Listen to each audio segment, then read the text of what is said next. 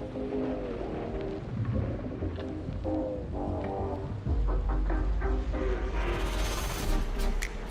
the city, but I am tired of the same people, of the same things. I want to escape now to another place now, but with you, 'cause I don't want to be alone. Tell me if you want to follow me now, to follow me. Take me to your arms and never leave me. Don't leave me, boy. Tell me if you want to follow me now, to follow me. Take me to your arms and never leave me. Don't leave me, boy.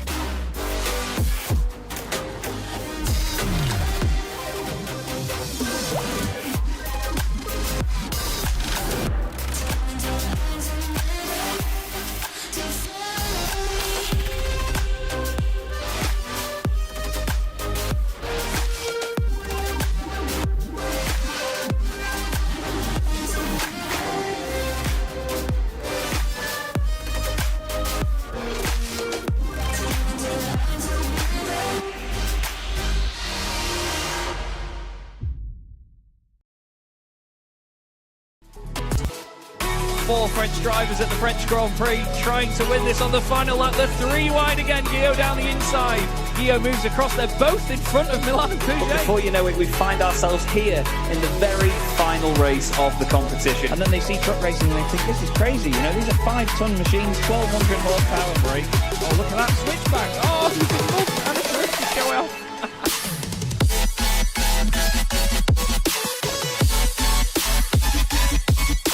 Oh, at least the video's in sync, everybody. Flipping heck.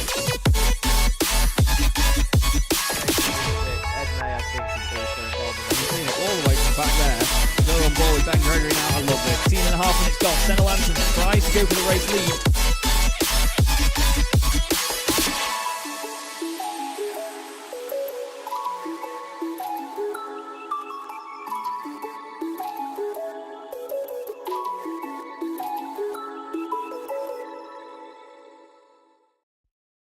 Racing isn't easy, but experiencing it is.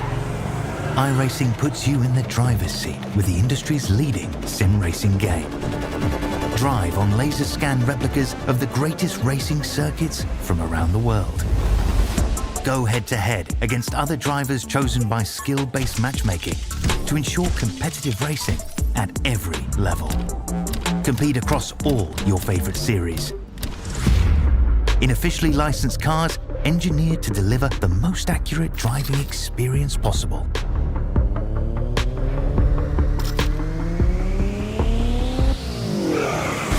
Join a race or host your own with players from across the globe.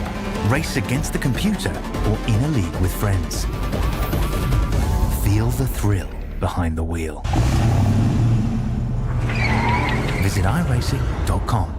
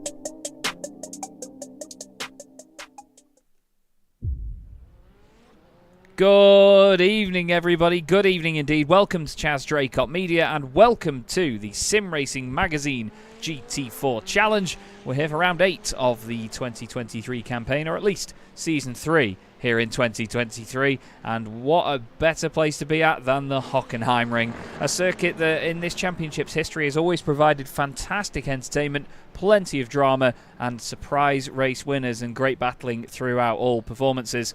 Really looking forward to this one. My name is Chaz Draycott, and I'm delighted to be joined in the commentary box again by my wonderful colleague Ed May. Ed, this is a bit of a Marmite circuit for drivers, I think. It's not the most fun to lap on your own, but as I've mentioned, we've seen some epic racing around here before.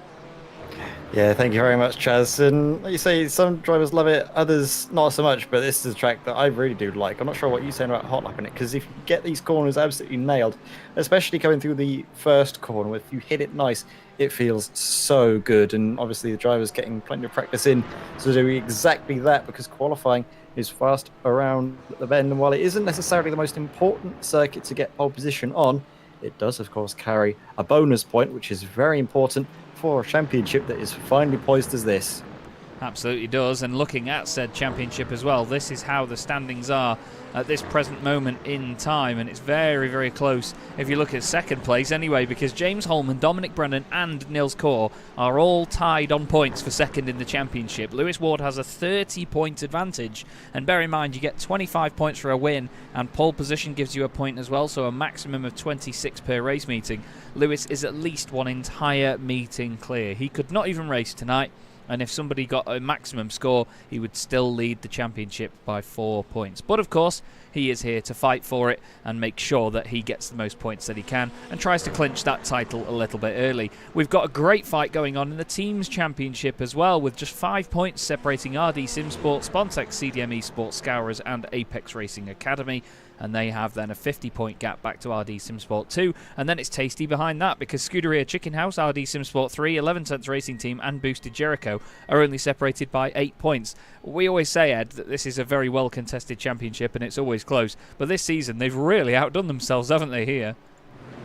Yeah, they have, and it's so difficult to call who's out on top, because all of these driver lineups, they're so strong, aren't they, across the teams. And while it looks like the Drivers' Championship is firmly in control of Lewis Ward, it's still anyone's guess, and I'm really looking forward to seeing what the drivers are doing here. You can see practice is always changing with drivers onto the top. It was Christian Saruta who was the fastest out on track, but that's quickly been overtaken by Lewis Ward, who's gone just a tenth quicker out there by himself. Of course, teammates will be very important in qualifying. I remember it was in season 1 where it was myself and Andy Hopley working hard together to get pole position. It was teamwork that got us there ahead of a very quick Simon Povey, who's maybe not got quite the same amount of pace that we saw at Spa, but I mean, his performance last time out, it was just beyond belief. Yeah, it was absolutely sensational, wasn't it, by Simon Povey. Awesome driving indeed.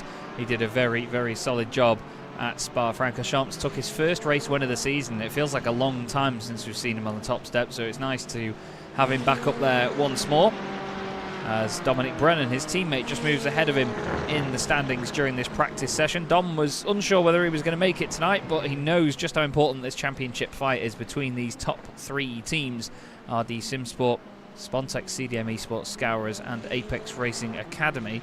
Although I don't, looking down the order, see the second of the RD Simsport drivers, James Holman, on the board, as Dom decides that he's done with that lap. That's the second week in a row we've actually had one of those moments with him. Callum Brandt in 4th place, though, has all the work to do tonight. He's second in the championship. He's also got his teammate absent for tonight, so has a bit more work on his hands to score those extra points.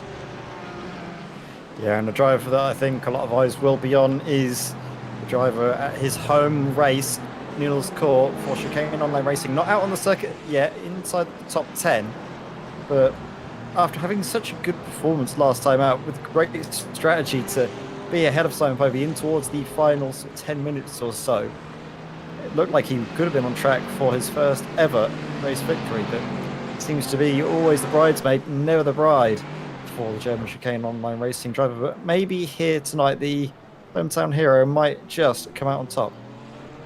Yeah, you can have your fingers crossed for him. He's been very, very impressive. He's just sat in the pit lane at the moment, actually, and he's been in there that long that he hasn't sat in the car, which is what triggers the livery updating at my end. Pete Thickett is back with us again. I don't think we've got his teammate Blaine Sparling tonight, unfortunately. Those two have been quite entertaining throughout the early stages of the season. There is John Barnes in the number 21 boosted motorsport. You could just see it deactivate its little the invisibility cloak for a moment there, as it was disguised as an Apex car momentarily. I've heard a report that the Porsche is rather fast around here, and Rob Sharp is certainly showing us that, which means it's even more of a shame, no disrespect to Rob, that James Holman isn't here either, because we know how fast James is in that car. He's actually the one that's gone up into second in the championship now, is James, tied on points with Don Brennan and Niall Score. I said Callum Brandt was second earlier on. It's actually Callum in 5th place. I do apologise. I got my drivers' names mixed up based on my spreadsheet because I'd messed with it and moved it around. But having some of these guys so high up in the Porsche is lovely to see again. Rob Sharp flying as ever. Christopher Smith and Guy Edwards, they're also two drivers that I'd both love to see take a race victory this season, Ed, because they've been just there helping some of their RD SimSport teammates at the front of the field and working so well together, these two. They've just, again, not quite been able to make that breakthrough and take an outright win, have they? Yeah, but it's going to be difficult, I think, to get the race victory when Lewis Ward is in fine form. Maybe not having the best of races last time out at Spa, but still, he didn't need to. He can afford to just have a sort of understated performance and bank some good points because of the hard work he put in earlier on in the season. That's why obviously we like to talk about the exciting driving and the amazing races we see from the drivers a little bit further down in the championship trying to chase that top spot. And while sometimes you think, oh, well, Lewis Ward, he's only in the lead of the championship because he's obviously been present all the time. But because of that, he doesn't need to fight as hard and isn't necessarily running at the level of pace that we know he can do, which is, I guess, a real statement considering he's still out on the top in his practice session. Yeah, that's it. Just, you've got to make the mark, haven't you? You've got to just show everybody exactly what pace you've got all of the time. You can't let up at all. You can't sort of give them the false advertisement that you're not quite on the pace tonight. I know we do get people sandbagging sometimes, and you will get drivers that, you know, they'll maybe linger a bit further down in a practice session, then all of a sudden bust out an incredible qualifying lap time. But it's always intriguing to see how consistent people can be when they can always be at the top of the leaderboard in every single session. A quick shout, by the way, to our championship sponsors for this season. Thank you very much to Orris Digital, Crockery Direct, Blinds to Go, Derbyshire Holiday Homes and Mydas Simulations for their continued support of Sim Racing Magazine and Chaz Draycott Media. Hello to those of you watching on YouTube and Facebook. Hope to see some of you in the chat as the stream goes on. Let us know what you think, whether you like Hockenheim, or obviously whether you think it's a hot lapping circuit or whether it will provide great racing ahead of this. But we're about to now just go to the end of practice, and then the drivers will now have qualifying just before them. The grandstands and everything are packed. Camera is nice and blurry, as we always do for dramatic effect, and all of a sudden everything disappears. So go on then, Ed. Quick assumptions based on practice. Are we going to see Lewis Ward take pole? What do you reckon? Well, that was quite a heavy margin that he had, wasn't it? Nearly half a second. The only driver into the 45, so it's going to be looking very good for him to get through, maybe with some assistance from his teammate Dan McCauley, and that will become an unassailable advantage. But of course, we don't know if he did have help on that lap time or if all the other drivers were just out there by themselves. Still some unknowns, but it is looking good for him. Absolutely is. You can see the two of them sitting in the pit lane there, just waiting for everybody else to head out. There's Rob Sutherland making his way down. Philip Hopley also jumping down the pit lane. There's a BMW there, which is Niles Core. There's Guy Edwards making his way down. I think that's Ryan Penny also in the pit lane, ready to get going. Looks like Dan McCauley is up taking tyres, which is an interesting tactic this early on in qualifying. Martin Kenyon, one of the first cars out. He's just got to the hairpin. He's got Simon Povey on track in front of him. Simon's gone for having some clear air ahead of him here to make sure that no one's in the way to slow him down as his lap goes on. And it's quite important to do that. I mean, Simon isn't one with Dominic as well that sort of, they don't sit around for slipstream, do they, with each other? They just fly around and put laps in clean air, which is always quite interesting to watch. Yeah, I think it's just because of the nature of this qualifying session. You don't have a whole lot of time to try and be cute and clever with how you plan things out, where you put yourself out on track. It's just sometimes best to go for it and see where you end up. obviously a big change from how it was in Season 1, where I believe we had half-hour practice sessions and then shrunk them down to, I think, 20 minutes, and now we've got the 15-minute format, which is working wonders just to give us some exciting and dramatic moments. And sometimes drivers that do qualify out of position and have to do a lot of work in the races, which we do love to see. Yeah, for sure. We like seeing drivers come through from the back of the field and push on. It's always entertaining to see. And there are certain drivers that really do make it work. I mean, that drive by James Holman last time out at Spa-Francorchamps was unbelievable. He came right through from the back of the order after only jumping in with the session with like 7 seconds left or something, to then fly through and make up something ridiculous like 18 or 19 places, I think it was, and then took a top 10 finish just outside of the top 5 as well, if I remember correctly. Simon Povey completing the first sector with a purple time, of course, but someone has taken that away from him, and it's actually Christian Saruta in the Mercedes with a 23.25, so Christian flying well in the opening stages, and that is nearly 2/10 quicker than Simon as well, so he's really, really flying. Have to keep an eye on what Christian can do, because he's been quick in the, well, since the start of the season, to be fair, and it was one of the first times he'd driven the car, wasn't it? Yeah, it was very impressive. I think it was a special event, wasn't it, that we had just before the season, where he was first behind the wheel of any GT4, I think, let alone this Mercedes. He's currently in behind John Roberts and into his final sector. Needs to be careful to not get held up. Simon Povey really taking advantage of the clear air ahead of him to have a purple middle sector. Guy Edwards now has a pretty good first sector, purple, faster than anybody else out there. It's all kicking off out on the track. Drivers going hard at it early doors, which is great to see. But as we watch Christian Saruta, he's at risk of just being held up a little bit from the Mercedes ahead of him. Ooh, yeah, he absolutely is. Even more now. John's had a bit of a wiggle there, and now he's had to go around the outside of him into the final corner. And around there you go. And that is going to have cost Christian a lot of time. Runs very wide at the final corner. He's going to have to recuperate now across the line. Povey goes fastest, and look at that. Saruta 9/10 of a second off by the time that he crosses the line. The time's flying in now. Oliver Carwadine yet again in another livery tonight. Another very pretty BMW livery. He's carried a few of them so far this season. Ralph Mayer crosses the line in car 990. And we've got Rob Sharp off the road, unfortunately. Where on earth is that? Guy Edwards goes second fastest. I think that's just coming out of the hairpin turn at the sort of in towards the final sector. Yeah, it looked like it, didn't it? Like he'd gone around onto the left-hand side on the exit. Let's have a little look at how he did it. Too much curb, isn't it? Yeah. He's kept his foot in, tried to save it. You've absolutely nailed it, Ed. Nicely done. I love this track. Oh. That's part of it. I've also know some of the downsides of it, and I think we just saw Philip Hopley finding his way into the barrier there. But that final sector, it is so easy just to over-rotate on the exit, because you're going from the road being cambered to it suddenly starting to level out a bit more, and it can unsettle the car, especially on the curb on the exit. That was more where I was expecting the incident to have occurred, if I'm honest. But look who's in the session.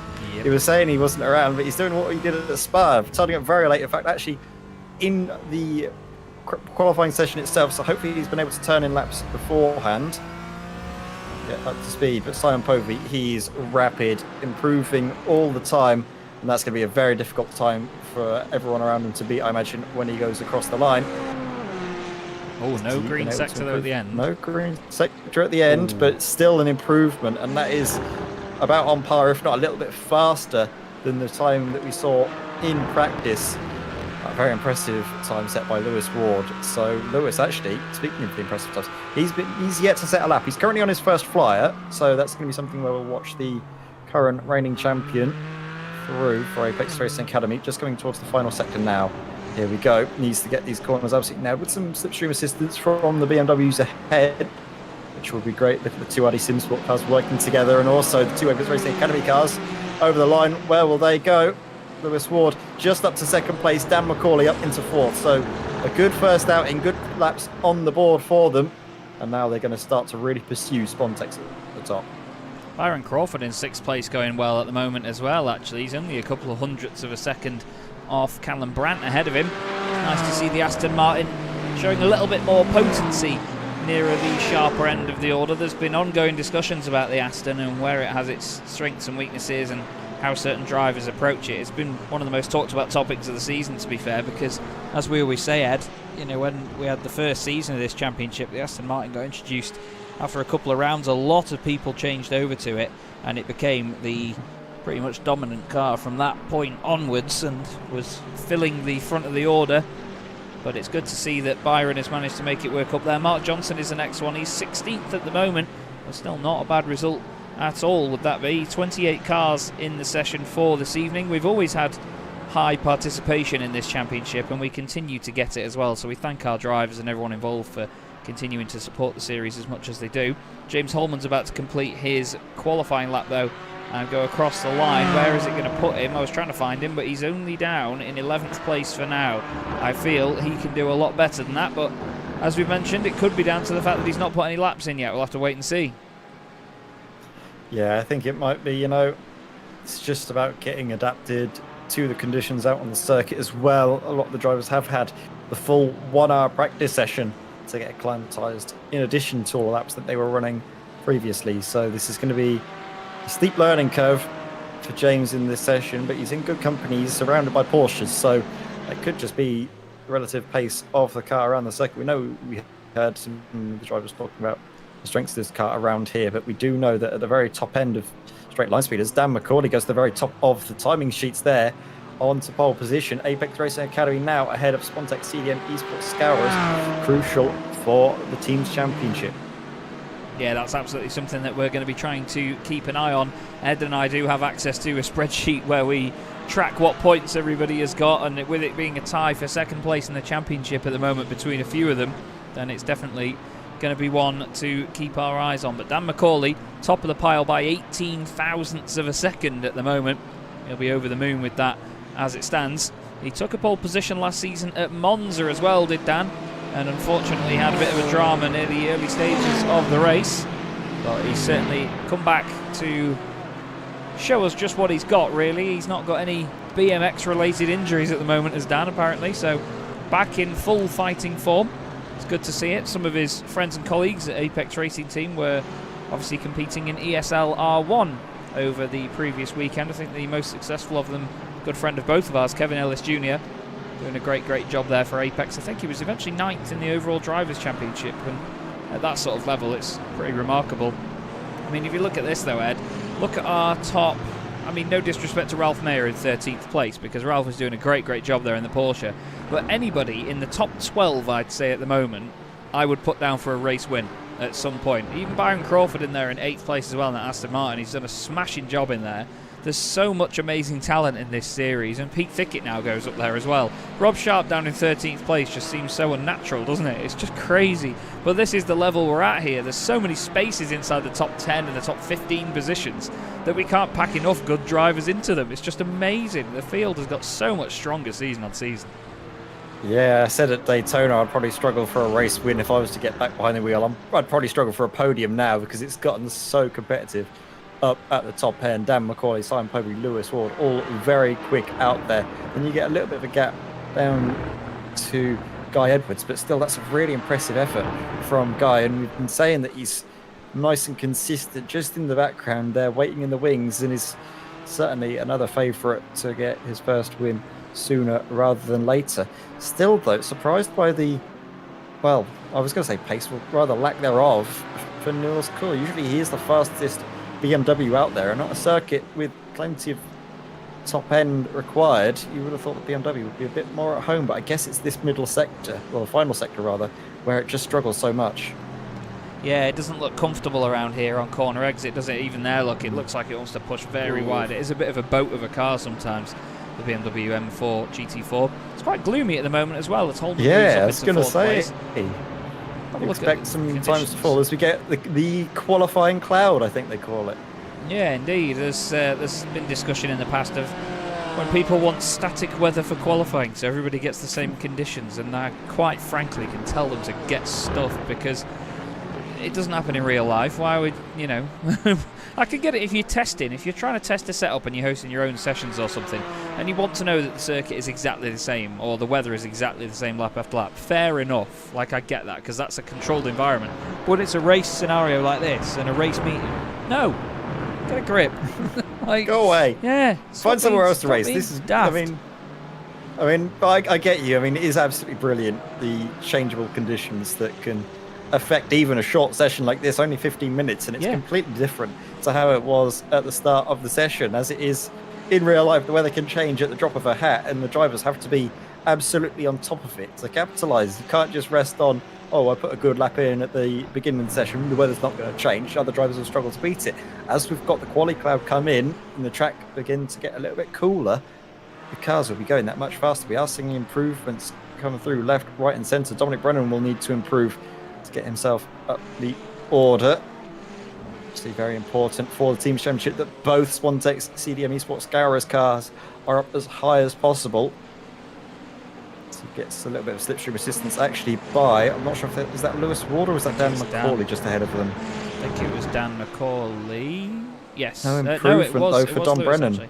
Yeah, no improvement indeed, and he's actually pulled over now, so he's going to fly into the pits, get some new tyres on that thing and go back out.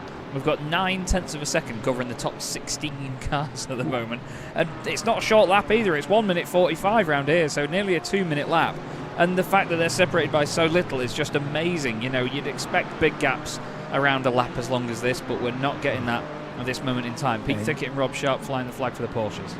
Small gaps. There aren't really many smaller than the gap between first and second. Dan McCauley, a great lap there, and that was, I think, down to the team that we were talking about earlier, wasn't it? He was in behind the rear wing of his teammate Lewis Ward, and that is exactly what I said you need to have to beat Simon Povey around here, because he is very quick. And I say that, look at these now, purple sectors across the board, apart from that final corner where he didn't quite get it nailed down, and it really cost him there. He's got one final stab at it, but now again it's even closer up at the top. Still though, Dan McCauley just clinging on by his fingertips to that pole position. Simon improves by 7/1000ths of a second. Unbelievable. Makes it 11,000. So you said the gap doesn't get much smaller than that, Ed. Well, it clearly does. Simon proving you wrong there, I think, Sunshine. But Callum Brandt, in the meantime, has gone up into third position in his Mercedes. He's following Christian Saruta. Where is Dan McCauley in all of this? He's just coming into the final couple of corners now. Lewis Ward is just a little bit behind him. I think they're going to try and get him to the top by the time this session finishes. Drew Fletcher and Ben Gregory in the chat. Neither of them able to race with us this evening. Good evening, gentlemen. Hope you're doing well. Would love to see you back on track very, very soon. Lewis Ward does improve, goes third fastest ahead of Callum Brandt. That's all important in this stage of the evening, because it's those sorts of positions near the top where it's so important to save fuel. We've seen some great strategies by the guys where they can sit either in amongst the pack or at the back of it before, and we've had some real surprises. Two of the surprises at the moment, though, Nils Core in 12th, Dominic Brennan in 14th. That's really not where we usually see those guys, and it just shows you again the quality of the field that we've got. Who's close to finishing laps then? Let's have a look at Nils Core. Crosses the line. Does he move up? Yes, he does. Goes up into 8th position. Fausto Pinto, the next big car. improvement as well, actually. A lot of time gained, even though it didn't necessarily shoot him too high up the order. But he's finally getting that pace, Chaz. He is indeed. Mark Johnson crossed the line. Rob Sutherland has done a green first sector, but no improvement overall. 2 seconds left of the session, though, and he gets into that final lap, which is also important. Pete Thickett across the line. James Holman, watch out for Holman's time. He doesn't improve enough to go further up the order. Simon Povey crosses the line, his last lap of the session, and it's not enough for pole position, so he will start second at best in this race. Look how consistent he was there. That was another 45.8. Wow. Again, his consistency terrifies me. We were looking at some of his laps after Spa, after the practice session that went on during the week, and I think he did something stupid like 16 laps, and this is at Spa, that were all within 1/10 of a second of each other. Within 1/10, 16 laps or something stupid it was. Terrifying. Obscene. Absolutely disgusting behaviour there by Simon. But he's not quite got pole position, but could Lewis Ward snatch it from his teammate? Will he be able to make it as well? A front row lockout for Apex Racing Academy. It's good through the middle sector and very aggressive on the exit. It might not be enough for pole position. Is it enough for the front row for Lewis Ward? Comes over the line and no time is set, so he must have invalidated it somewhere along the line. Guy Edwards improves up into 4th place. Callum Brandt, I think, is the last driver that we'll be seeing come across the line. Him and Christian Saruta did make it across the line. I believe they were the last drivers to do so. So we'll keep our eyes on Callum coming up to the line. He's currently in 5th place. It would be good for him to get a little bit higher up the order, maybe onto the 2nd row of the grid. Doesn't need to do much to get ahead of Guy Edwards, but it's so difficult to find the lap time here as the track has gotten a little bit brighter and a little bit hotter. As indeed, and no, they've decided that is the end of the session for those guys, so can't see anybody else that would be coming around to complete another lap. Kim Such is in, Callum Brandt is in, and Callum smashes it into the barrier on his way into the pit lane. And it looks like Dan McCauley gets another pole position there, which is great to see. I think it was round 8 last season that he did it as well, actually, so I'm going to go back and just check whether I can confirm that or not. But Dan definitely took a pole position in the later stages of the season. No, it was round 8 that Lewis Ward was on pole position last season because he scored 26 points. So I'd need to have a look at where Dan finished in that one, but we'd figure it out at some point. He got it in round 9, actually, last season, the penultimate round at Monza. Is there anybody else doing a lap or anything? I don't think there is, no, because Dan and Lewis would be the last 2 cars across the line now. They're just coming around to the end of the lap. But still, 1st and 3rd, they're on the same side of the grid here, Ed, which is also important for the rolling starts. They're both going to be on the inside line for the first couple of corners. They're still going as if they've made it. Lewis has absolutely flung it across the grass, and that is that. So, we now have the race itself here, Ed, and I'm really not sure what to expect here because there was such a mix of drivers near the front of the order. It could be anyone. It really could be. You said, could we predict, was it Lewis Ward to get on pole? But it wasn't. It was his teammate, but still very close and brings us to an exciting race. Absolutely does. Dan McCauley, pole position then for the 2nd time in the Sim Racing Magazine GT4 Challenge. He's alongside Simon Povey. Lewis Ward in 3rd place, reigning champion, looking to stretch his championship advantage even more and make his job easy with 2 rounds to go.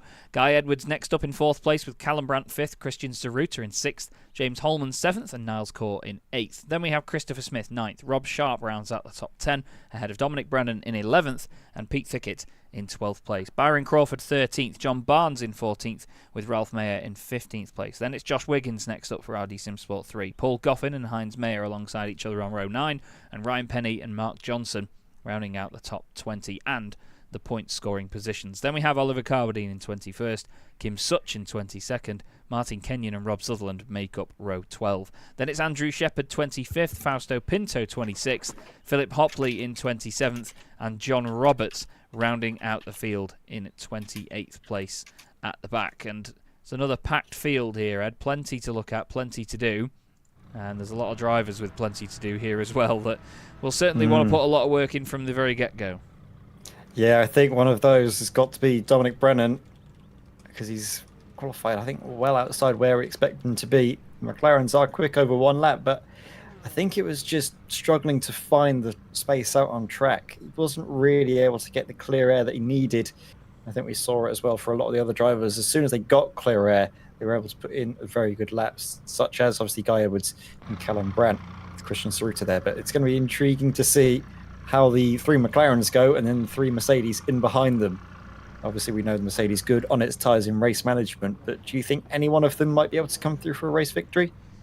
I'm not too sure at this stage. I think it all depends on the opening lap or so. It just depends how tidy they can keep it in these early stages because it's really easy as a driver to overdo it here. We know the McLaren's quick off the mark, but we've got 3 of them, then 3 Mercedes, then the BMWs and the Porsches rounding out the top 10. So there's a very even mix of all the cars in there, which is great to see, all in flying formation.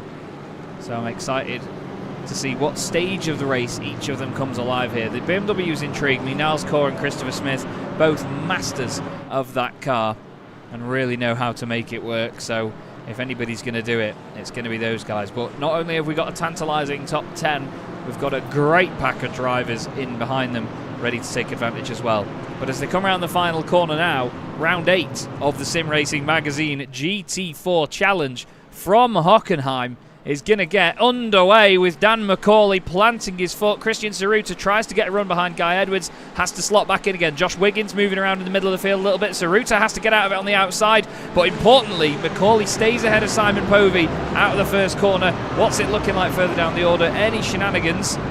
Looks like everybody keeping it nice and tidy. Great stuff again. Great driving standards here in this championship, and it's something we will continually talk about because it's always nice and tidy and clean. Sounds like a bit of a tap actually in the middle of the field there somewhere as Christian Zaruta I think has got past Guy Edwards. Yeah, Guy's lost it, and Josh Wiggins has properly lost it. He's gone around, he's stationary in the middle of the road. Luckily nobody hits him, but Dan McCauley makes an all-important start and now begins the fight with Lewis Ward and Simon Povey. Here we go, Simon Povey looking to the inside. Is he going to go for the lead of the race? No, but he is trying to cover off Lewis Ward. Dan parks it on the apex. Lewis Ward is going to power his way out around the outside. He's got nose just ahead of Simon. Oh. And now it is an Apex Racer Academy 1-2. Beautiful move there from Lewis, working together with his teammate to pull off overtakes. So it is now Apex Racer Academy first and second. Simon Povey in behind. They can start to control the race from here on out and begin to manage, which is something that I think they've struggled with in the past. So it's going to be interesting to see how this race evolves and develops. Rob Sharp is up in position, up into 9th. James Holman as well actually had a great getaway, really taking advantage of Guy Edwards' slow start. Fausto Pinto's had a drama there. He's biffed the wall as well by the look of it. That's a very grumpy looking Aston Martin. Not quite sure what's caused it. Maybe just on the change up, and then look at that, the way the car drags itself to the barrier, hits on both corners as well. That's not going to feel very good from this point onwards. He's trying to drag it back, but Apex Racing Academy first and second after the first lap. This is exactly what they want for the team's championship. As things stand, they're currently in 3rd place, but now they're only 4 points behind after getting that point from Dan McCauley for qualifying. Look at this though, a constant stream of GT4 cars as we get this hour-long race now properly into the swing. Yep, here we go. First of many here at Hockenheimring.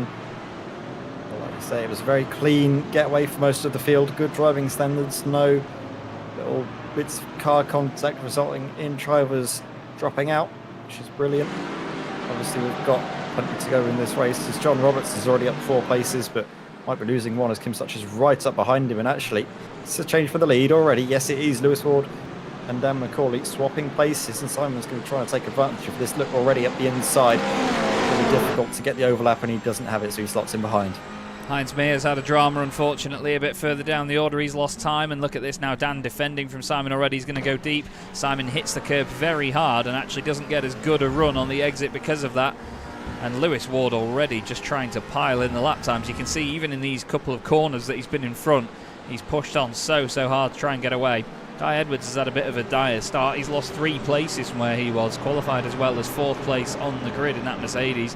He was leading the Mercedes charge, but Callum Brandt, Christian Zaruta and James Holman have all gone through. Niles Core just behind him, and then Christopher Smith rounds out the top 10. Not much of a gap back then to Dominic Brennan. Dom's been really under the radar so far. He's going to be hoping to make more of this race as it goes on. And then Byron Crawford and John Barnes close together fighting as well. Mark Johnson's had a great start. Biggest mover in the field so far. 5 places gained for Mark. Started just on the edge of the point scoring positions. And even Ryan Penny as well. 3 places gained for him. So these two going very well at the moment, aren't they? There they are. That's a brilliant lap time though by Lewis Ward. Nearly a second quicker than Dan McCauley, who's now got Simon Povey for company. Well, the slipstream will help him out. Maybe get a bit of a draft train to keep Simon at bay. It's going to be difficult because he knows that if there's any chance to get something from this race, he needs to sort of get between the pair of the Apex Racing Academy cars. He can't afford to give them any sort of control over this race. And Dan's going to just play this as wisely as he can here. He and Simon are very good friends, and Simon is going to throw that down the inside like they're not. And is he going to hit Lewis? He is! He's smacked into Lewis Ward, and Simon Povey has made a colossal error there, and that is a massive bit of contact.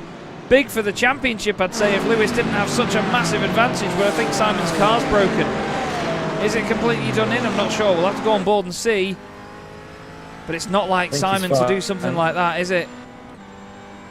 We'll have a look here and see from the onboard when we get an instant replay, but that was, I think, just Simon misjudging how much clearance he would have had and how big the gap was to the car ahead. I think if he went deep into the corner, he would have struggled on the exit, but maybe the move still would have been done. So he drives to the inside, slows it down. Oof. He would have gone way too deep into the corner and maybe lost the position regardless, but hitting one of the main rivals of the championship was certainly not what he wanted to do. Lewis Ward dropping all the way down now into 10th place. Hopefully his car seems fine. That was a hefty whack, wasn't it, actually, to the right rear. So if there was any suspension damage, I think we'd be able to see it from the onboard, but the wheel seems straight enough. Might be lacking a little bit in top end speed if the rear wing or any sort of the rear downforce has been affected, maybe giving him some more drag. But I think the only driver that really, the only person that knows how badly his car has been affected is Lewis Ward at the moment. Yeah, Still, absolutely. though, this is a real turn up for the championship because, well, one of his main rivals, Callum Brandt, is going to be scoring some good points, and so is actually James Holman. So RD Simsport, all of a sudden, well, it looked to me a round that they might be dropping back and losing out on account of James Holman not turning up and then turning up but very late, not being on the pace. All of a sudden now, they're up in 2nd and 4th. Yeah, it's certainly looking good for them at this moment in time, isn't it? Wow, it's really changed the fortunes, to say the least. It'd mean that they'd have a 24-point lead over Sponsex CDM Esports Scourers if it stayed how it was, but we need to factor in the Apex Racing Academy points into that as well, with where they currently are in this race. They'd only be 8 points behind or something to that effect. So yeah, amazing change that. But I mean, I was expecting to see Simon fling the car to the left or something a little bit just to try and get out of that, but I think he was maybe concerned about not hitting Dan as well, because he was still swiping down the inside of Dan, so didn't want to try and thread the needle between the two cars, which is completely understandable. Still trying to make the corner. It was a real shame to see it. He's now in a fight here with John Barnes and Byron Crawford side by side into the arena section. He's got the better of Barnes, although John says not in your life, sunshine. Tries to go back down the inside. And Simon, whoa, squeezed out wide there. And now he's got Mark Johnson all over his chuff. He's flashing the lights. He's gone over the grass on the right-hand side of the circuit. It's all falling apart, unfortunately, here for Simon. I think the car might be broken as well. I think he also picked up a slowdown potentially. And if he's coming into the pits after the slowdown on, I can't remember if that gives you a penalty or not. Well, that's all I can see. But cutting over the inside on that right-hander, not sure if he was able to clear that in time to get away with it. Like I say, not the best start to the race for Simon. That's big implications, not just for his own championship, but also the team's, because Spontex CDM Esports Scourers won't be scoring too many points. The only driver that's in the points at the moment is Dominic Brennan. He's only 9th. Yeah, for sure, and he's only 1 place ahead of Lewis Ward now as well, who is ahead of Pete Thickett as the race goes on. But Dan McCauley leading the way from Callum Brandt. He knows that Callum's just going to be trying to save fuel at this point, and this is the thing, with some of these drivers in the middle of the field, this could have changed their strategies as well. Say in the middle of the field, you know what I mean? In the middle of this pack, we usually have a lead pack where certain drivers will sit there and save fuel and wait, because there is a lot of strategy that comes into it in this championship. And if I'm honest with you, I think we're going to see a big change in terms of how this plays out now, compared to what drivers maybe had planned in their heads in the opening stages. But we've got our usual pack at the front and a big old gap of 4 seconds back to Byron Crawford. We've got the 2 Orris Racing purple cars with each other, Ryan Penny and Ralph Mayer, right next to each other. These gorgeous machines, Ryan with the red highlights, Ralph with the purple highlights. They're both sat in the points as things stand. Ryan Penny in 15th place, on his way to score 6 points as things stand. That's actually the amount of points he already has in the championship, so I'm sure he'd be very happy with that one. Mark Johnson still our biggest mover on 6 places gained, tied actually with Martin Kenyon. Martin's been a specialist with high scoring starts, let's call them, as he gains place after place after place in that gorgeous Yorkshire Spirit racing machine. Looks like he's got a bit of damage on it, not quite sure where he picked that up, but hopefully it doesn't affect him in the long run. But we're going to jump back into that middle pack now and go on board with Rob Sharp, who's got a good view here of the BMW of Niles Core in front. He's chasing down Guy Edwards for 5th position. There we go. You can see that the BMW is so much faster in a straight line compared to the Porsche. Not gaining a whatsoever, even as they come into the braking zone. All Constantine is up. And getting onto the power. Porsche are very good through the slow speed corners. Those little hairpins is going to be a real opportunity for them to make up some ground, as we see 2 of them now going side by side, and that's Ryan Penny getting ahead of Ralph Meyer there, and maybe Ralph could be losing out there, because for a moment it looked like Mark Kenyon had a bit of a run there. Yeah, I think Ralph just running a little bit wide on the exit of the hairpin think maybe just went in for a move and ran a little bit hot as well. Speaking of going in hot, Martin Kenyon nearly drills the back of the little Porsche with the long sharp nose of that Aston Martin, but doesn't quite scoop him up. He manages to straight line the car enough to not make the contact. Ryan Penny looking very racy there, actually, behind Mark Johnson, the two of them together going into the Mercedes arena. Mark running a little bit wide on the left, but keeps up some decent momentum into the hairpin. Certain strengths and weaknesses of these two cars can usually be very visible, but the Aston Martin apparently has quite low-end grunt out of corners. Some people disagree, but I suppose it's all down to driving styles, what gears you're in. There's loads of different things to look at with cars like this. They're not the most responsive cars in the world, GT4 cars. You have to sort of gently guide them around the circuit rather than really wrangle them around the circuit. You can't go overboard with it. But Ryan Penny doing a good job at the moment with 4 places gained. It's the battle behind there. Martin Kenyon all over the back of Ralph Meyer. Oh, we've had a drama here, Ed, sorry. No worries.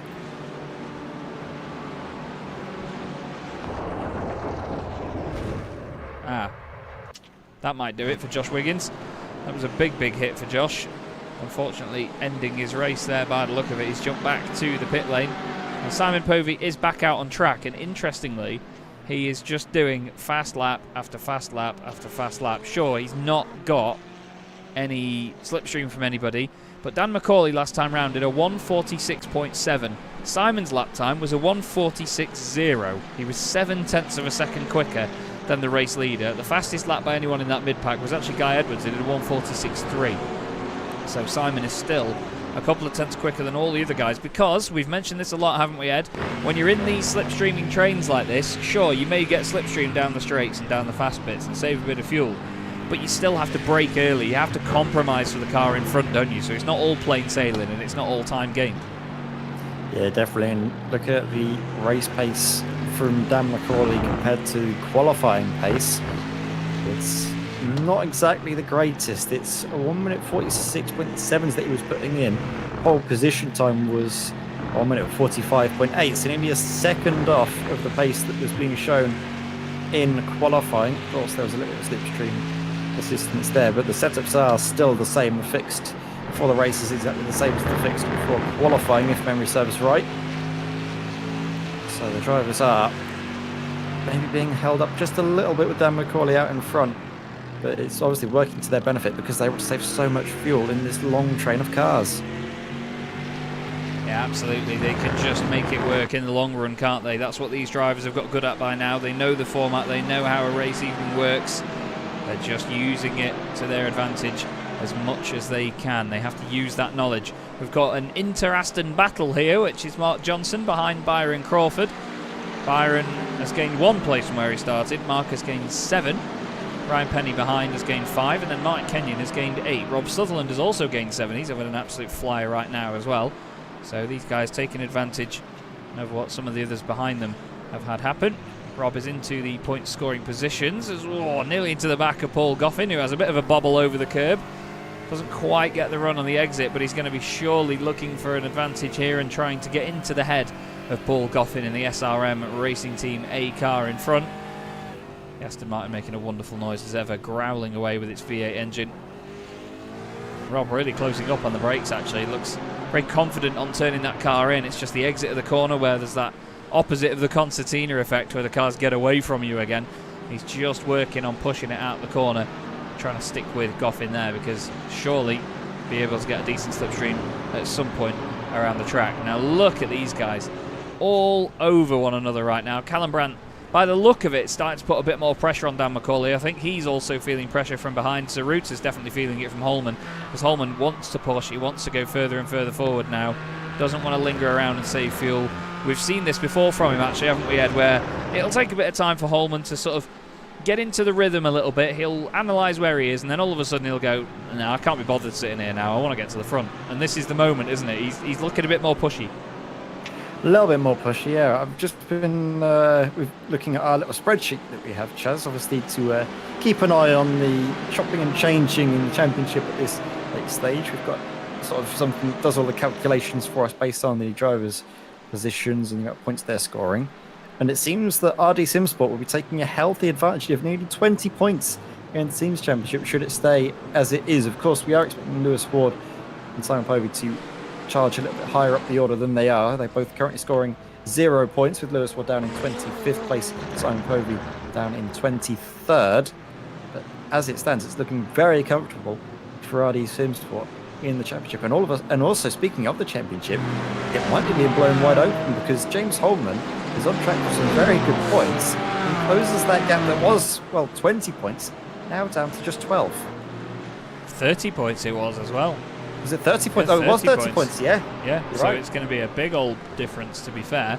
So, yeah, James again with his consistency, showing us just how good he is. I mean, he may not have done any laps before tonight, but it doesn't look like it. He's got 3 wins and 3 podium appearances this season, so every time he's been on the podium, it's been on the top step, which just shows you how fast this boy is. But still, last time out He's at also Spa been so clever as well, isn't he? Really clever with the strategy, which is what got him those wins. Yeah, he's raced a lot for real as well. He races Legends and has done all over Europe and got a lot of experience there. And to be fair, you've got to be a little bit tapped in the head to go racing Legends anyway, to be honest with you. But in the best way, in the absolute best way. You know, Legends racing is so intense. It is so savage. A lot of the grids are always reversed, so people often win from like 28th on the grid in like a 15-minute sprint race. It's absolutely bonkers racing. The slipstream is like nothing I've ever seen. And to be honest, you have to have a lot of wits about you to race in those cars. You have to know when to attack, know when to play the game. And, well, James is definitely one of those guys. It works for him. Oh, absolutely. You can see that real-life experience translated brilliantly into the sim with how clever he can be in those moments, like you were saying. But out on the moment, out on the circuit, it seems to be calming down out in front. But looking at the lap times of the chasing pack, the likes of Simon Povey, what he's been able to do is still very quick. Times 1:46.2. Lewis Ward, though, into the 1:45s. That is qualifying pace that he's doing out on circuit all by himself.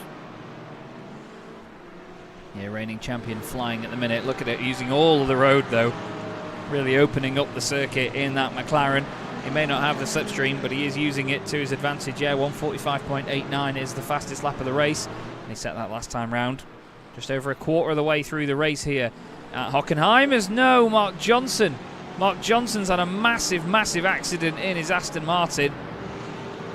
And he's going to somehow try and drag that thing back. But boy, oh boy, it doesn't look too happy, does it? Where's he going to go here? What's the situation? Oh, he moves over to the right-hand side. It doesn't look like the car wants to behave itself much. As Philip Hopley goes around him, Simon Povey went around him, and Mark's decided to pop it onto the grass. But wow, let's see what happened here, because it seems like he's had a massive hit. Oh, he's already lost it on the downshift, or the upshift I should say. 1 hit, 2 hit into the wall, and well, the entire left-hand side of that thing gets really mullered in, doesn't it? It's easy to do that though, Ed, isn't it? Seems to be this Aston Martin. Oh, it's just over the curb, it gets unsettled, but it's the same corner that we saw Fausto Pinto have the moment at the beginning of the race as well. It's that particular corner. As soon as the back end steps out in the Aston Martin, there isn't a whole lot you can do to save it. The traction control kicks in sort of a bit of a backwards way, really. Instead of it sort of stopping the slide and getting the car straightened out, it seems to just perpetuate it, and doesn't really leave you a lot of room to get out of it. No, it just sort of prolongs it all, doesn't it? Yeah, to be honest with you. It lets the car slow down, but doesn't gain any more control. So you arrive at the wall, you sort of feel the pain for longer, because you can. It's sort of not, oh, there's a wall, bam. It's, oh, there's a wall. Oh, I'm going towards it. Oh, the car's slowing down. Oh, it's not slowing down enough.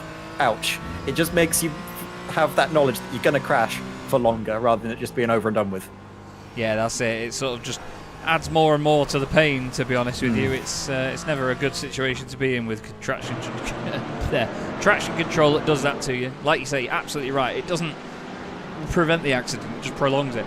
Callum Brandt has got past Christian Saruta here into second position at some point, but I don't remember seeing that. So we're going to try and find out where that happened and go back and have a look, because seemingly it happened a while ago, but I'm clearly very thick because I've missed it, so I do apologise, everybody. But there was definitely some change somewhere, but it hasn't even come up in what we call our event viewer. So on our timing software we have something called an event viewer that lists all the overtakes and offs and so on that drivers have. I can't see anything for it here, so maybe you just did it in complete stealth technology like James Holman is deploying just there. Maybe. Just a little bit of cloaking going on. So excited though to see how this battle is going to form, because surely sooner rather than later Callum Brandt is going to be going for the lead of the race. Dan McCauley's done a great job to defend and to keep everyone else at bay. But you can see a little bit of impatience creeping through now as up into third place. James Holman takes the position. Another little blink in and out for Callum Brandt. Oh no, he's been turned on the exit. There's been contact between himself and Christian Saruta, and it's all gone wrong. This race is just completely bonkers. Championship protagonists being thrown left, right and centre. James Holman into the barrier. Unbelievable stuff. Let's have another look at it, shall we, and see how that managed to come to be. This is James Holman then. Oh yeah, he goes very late down the inside of Christian. We'll jump on board with Christian now. They're right together. Oh, I don't think there's a gap there, unfortunately. There was no need to push him. There was not a gap opening there. There was a car wide. No overlap or anything. Wasn't the best, was it? It's now Rob Sharp's off the road. Rob Sharp is off the road, and so too is Pete Thickett. The two Porsches throwing each other off. All three Porsches that were in the top 10 have just completely hemorrhaged positions. What has gone on? Unbelievable stuff. Let's have a look at Pete Thickett's off. Oh no, they've hit each other. Rob's down the inside, gone a little bit too hot. They've collected each other. And Dominic Brennan says, thanks very much, boys. I'll take those freebies. Wow, what a lap to be in Dominic Brennan's shoes. He's now gained 4 positions on that lap. Holman's come into the pits, understandably, absolutely on fire, I imagine.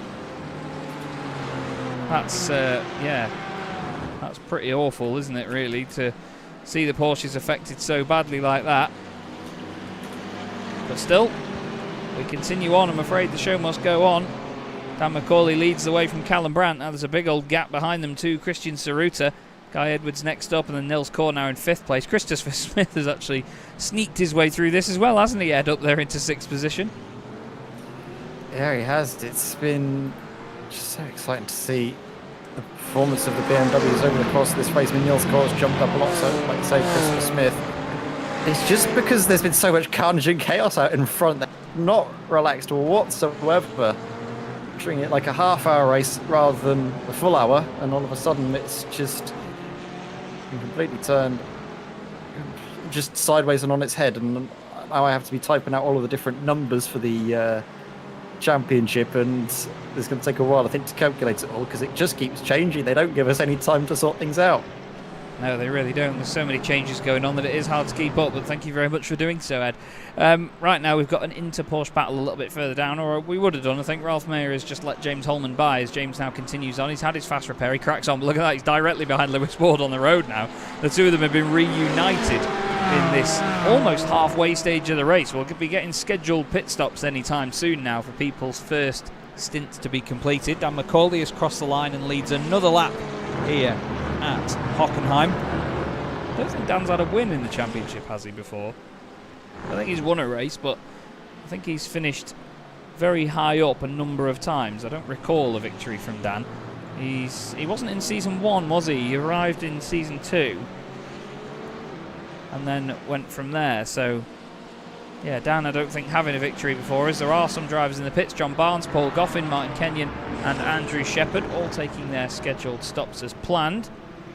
Kim Such under pressure here from John Roberts in the Mercedes as well. A very angry looking boosted motorsport Mercedes, very close to the back of him. Manages to just about avoid the contact on the way out, but look behind them. Simon Povey now waiting to jump by at the earliest opportunity in his recovery.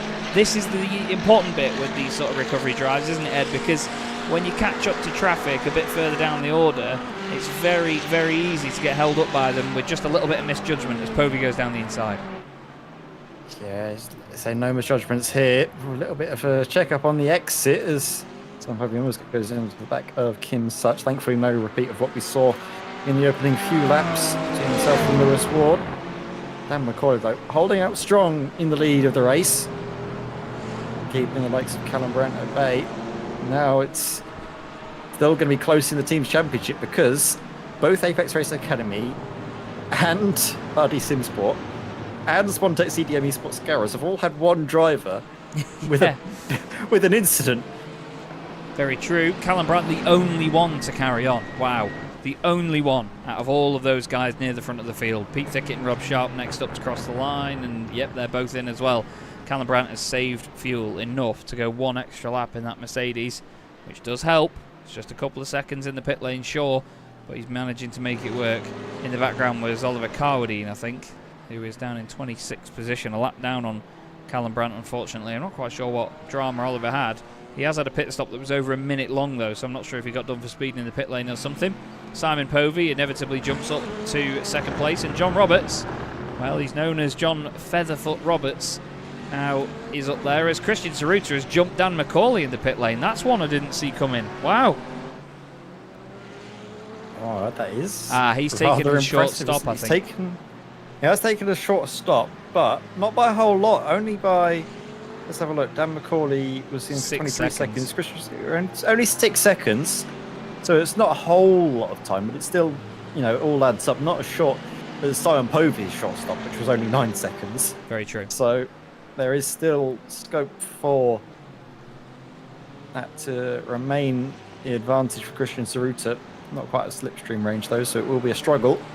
Of course, as the race goes along, we know that this Mercedes is good the longer into the race it gets, with the track properly rubbered in and the tyres with a bit more life in them. Becomes very impressive. It's what we saw Callum Brandt do all season long last time out, wasn't it? Season 2, that was his real party piece, was to carry on in behind the likes of Simon Povey and then come in for a pit stop and just really start attacking in those final 15 minutes. Here we go then. Callum Brandt into the pits. Eyes will turn to Dan McCauley, Christian Saruta.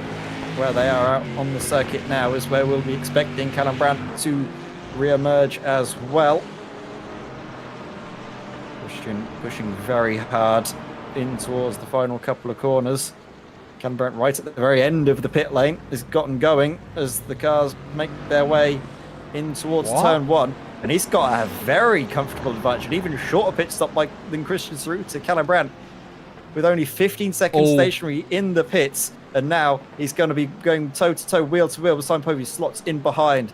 This is going to be very smart from Callum Brandt because he can just sit in behind Simon, who we know has very good pace, and also with a lighter car, that's just going to be helping out Callum even more because the extra speed that Simon has on the straight is going to be given to him in spades. Yeah, absolutely. He may have had to compromise there and back out of that corner a little bit to let Simon through.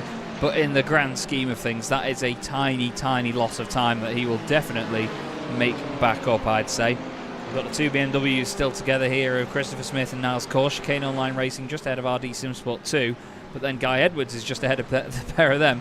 So he's trying to make it work. Wonderful spec maps on all of these cars, looking very, very tasty indeed. RD Simsport have got that sort of satin metallic combination, whereas Niles Corr on his car has got this wonderful pattern that sort of cascades all around the car, where some of it's a little bit more satin than other bits. You don't really see it much until it shines in the sunlight, but it is a wonderful, wonderful livery, that car. Look at it there. You can just see it glow as it turns away from us into the Mercedes-Benz Arena. It's nice and close between these guys. We've got Heinz Mayer and Martin Kenyon having a bit of a swap around there on the circuit as well, as Martin makes up another position into the points now.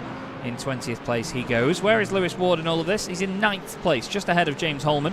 The two of them glued to each other once more, with Rob Sharp just behind as well. So, first round of stops completed, technically. Some of them a bit earlier than others. I mean, look at that. Lewis Ward and Ralph Mayer both having their early pit stops on lap 7.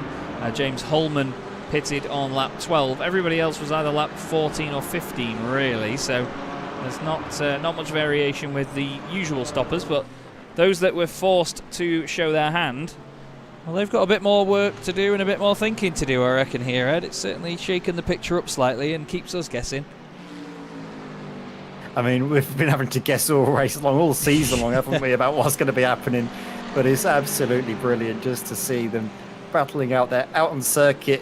Simon Povey working together this time with Callum Brandt. And I don't know where Simon will end up in this race. He could have had a masterstroke and snatched victory from the jaws of defeat after the incident. I believe it was on the lap 3 or 4, the contact between himself and Lewis Ward. I mean, Lewis himself is having a great charge back up through the field as well into 9th position, but still a little bit of a ways away from scoring any significant points here this evening. I believe he will be needing to make maybe one more, maybe two more pit stops. It's very difficult to see where exactly Lewis Ward will be in the grand scheme of things. But as it stands, it's looking very good for Callum Brown. It's looking quite good for Dan McCauley as well right now, really. He may have been in the lead of the race earlier on with Christian Saruta and Callum Brandt now in front of him in their Mercedes, but he can sit here behind Christian and let the Mercedes, for once, be the car that's punching the hole in the air and is the one that's using all of its fuel. So I'm excited to see whether Dan can make something of this in the latter stages, because it has broken them up, as Simon Povey is already back into the pits. He's just past the halfway point of the race, so he knows what he needs now to get to the end. I reckon this could be a good strategy here, because it means now that Callum isn't going to be saving fuel behind him either. So what he's taking away from Callum is what he's actually going to be gaining in the long run here in the later stages of the race. What do you reckon? I still don't know if Simon's going to be able to save enough fuel to make it until the end of the race. It's going to have to be an almighty amount of fuel saving done by Simon to get it done, all while also having to try and make up some positions out on the circuit, because he's going to find himself out in the thick of a few battles here and there by the looks of things. Just in between Paul Goffin, no, just behind Paul Goffin. Thought he was going to slot in ahead in between himself and Byron Crawford, but no. Simon Povey now just to the rear end of the SRM Racing Team A McLaren with some work to do. Absolutely. James Holman and Lewis Ward still glued together as well. They've got Rob Sharp behind them and Pete Thickett another second or so back. Maybe hoping that he can hold on a little bit. John Barnes and Ralph Mayer having a great old scrap here. McLaren versus Porsche. The Porsche again, just from that camera angle, it's too narrow and tall. It's really weird how it looks in iRacing. But still a great little race car all the same. It's almost adorable as, ooh, that wouldn't have been adorable, as he edges towards John Barnes on the brakes, but John gets in front. Ralph now having to just trail brake through there and get out of it slightly.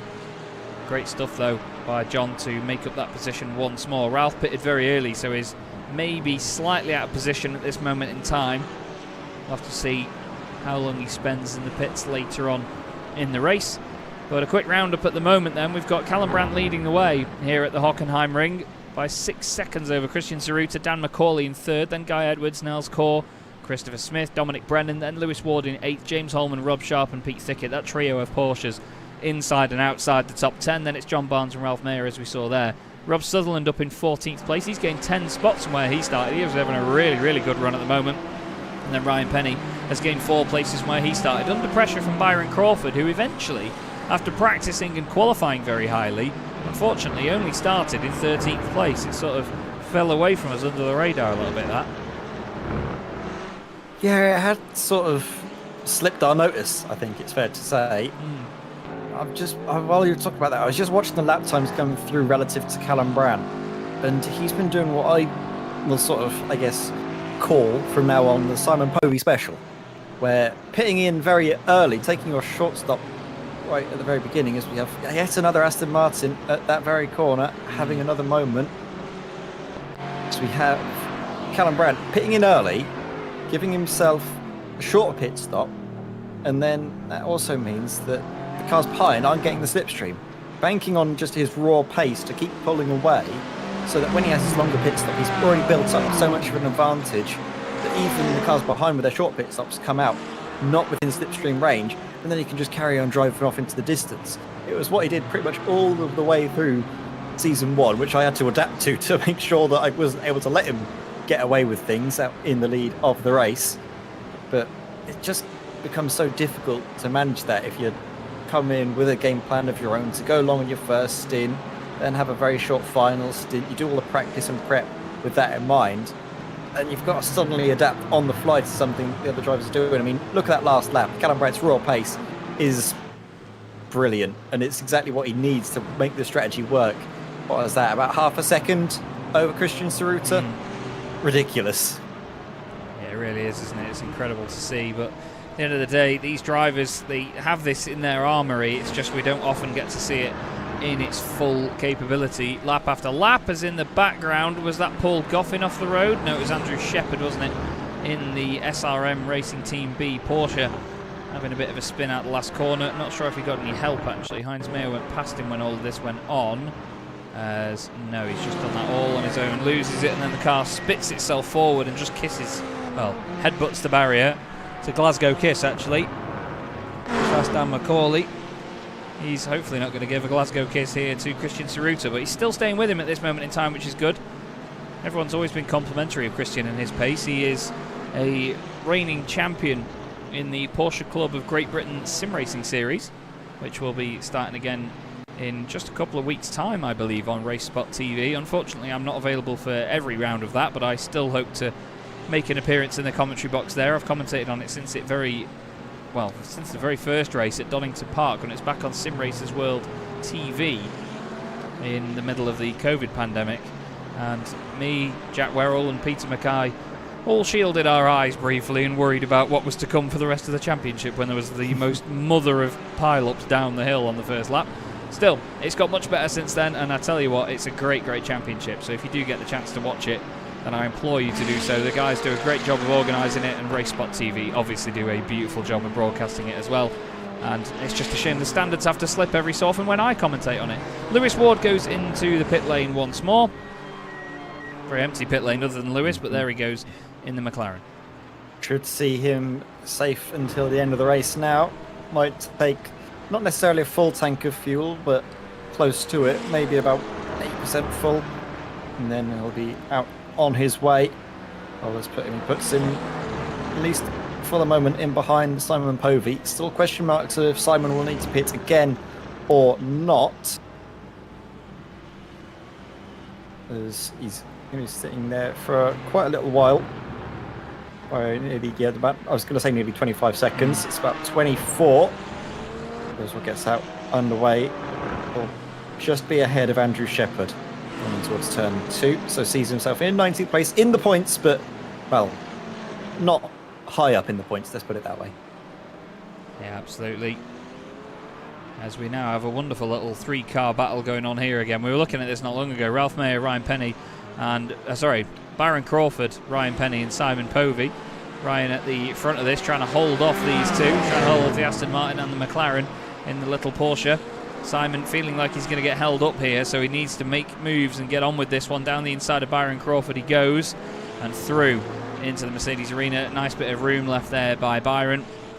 Tasty, tidy stuff as Simon gets way up on 2 wheels over the curb and now sets his sights on the Porsche in front of Orris Racing Purple. He'd have another one to overtake a little bit further down the line as well, because Ralph Mayer is the next car about 5 seconds up the road from Ryan Penny. But Simon's just doing a bit of damage limitation, I think, now, Ed. That's all he can do with this stage of the race, is just throw it at the circuit, and the other drivers, as quickly as he can, try and just pick off as many places and not worry about what everyone else is doing and try and play it smart. You've just got to use pace here, haven't you? Yeah, that's pretty much. But again, I'm not sure if it's just going to be all about using pace, because he came in at the pit stops at the stage where it was questionable if he was going to be able to make it till the end of the race or not. And I'm still unsure if he can. I think he might just push to get past these two, but then from there on out, he's got a bit of a gap up towards John Barnes, and that might be the place where he starts to manage the race and save a bit of fuel, as he does get up now into 12th place. Is Ryan Penny going to be able to make anything of the slipstream, though, behind him and get back in front? Doesn't look like the Porsche's got much in the tank at the moment. He's eking his way up to the back of him. Are we going to see a move from Ryan? Moves to the outside of the circuit. Does he try and go later? No, they break about the same time as one another. And it looks like Simon's got a decent launch off the corner. Takes quite a tasty line. Ryan sticking with him, though, at this moment in time. We'll come back to that in a little bit, because this is still going on here. Guy Edwards, Niles Core, Christopher Smith and Dominic Brennan now in all of this. So all of these drivers clearly fans of matte black machines or teal machines, or a sort of cooler colour, as it looked like. Just out of shot slightly there behind the rearview mirror.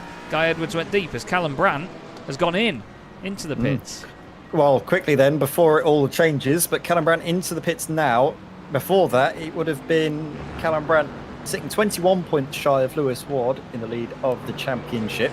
actually Lewis Ward's closest rival will have been Nils Core at 16 points deficit between Lewis down to Nils. So Nils would find himself actually second place in the championship just on account of his, well, clean racing more than anything else and keeping himself out of trouble, which is what you need to do at this late stage of the championship. Running through just before the pit stops as well, where RD Simsport would have been in from the lead of the race. That would have been 25 points. It would have been a sizable advantage, actually. The gap would have emerged to Swantek CDM Esports, who would have been in second place, but 18 points the gap. So that would have really climbed up from, I think it was about 4 or 5 it was.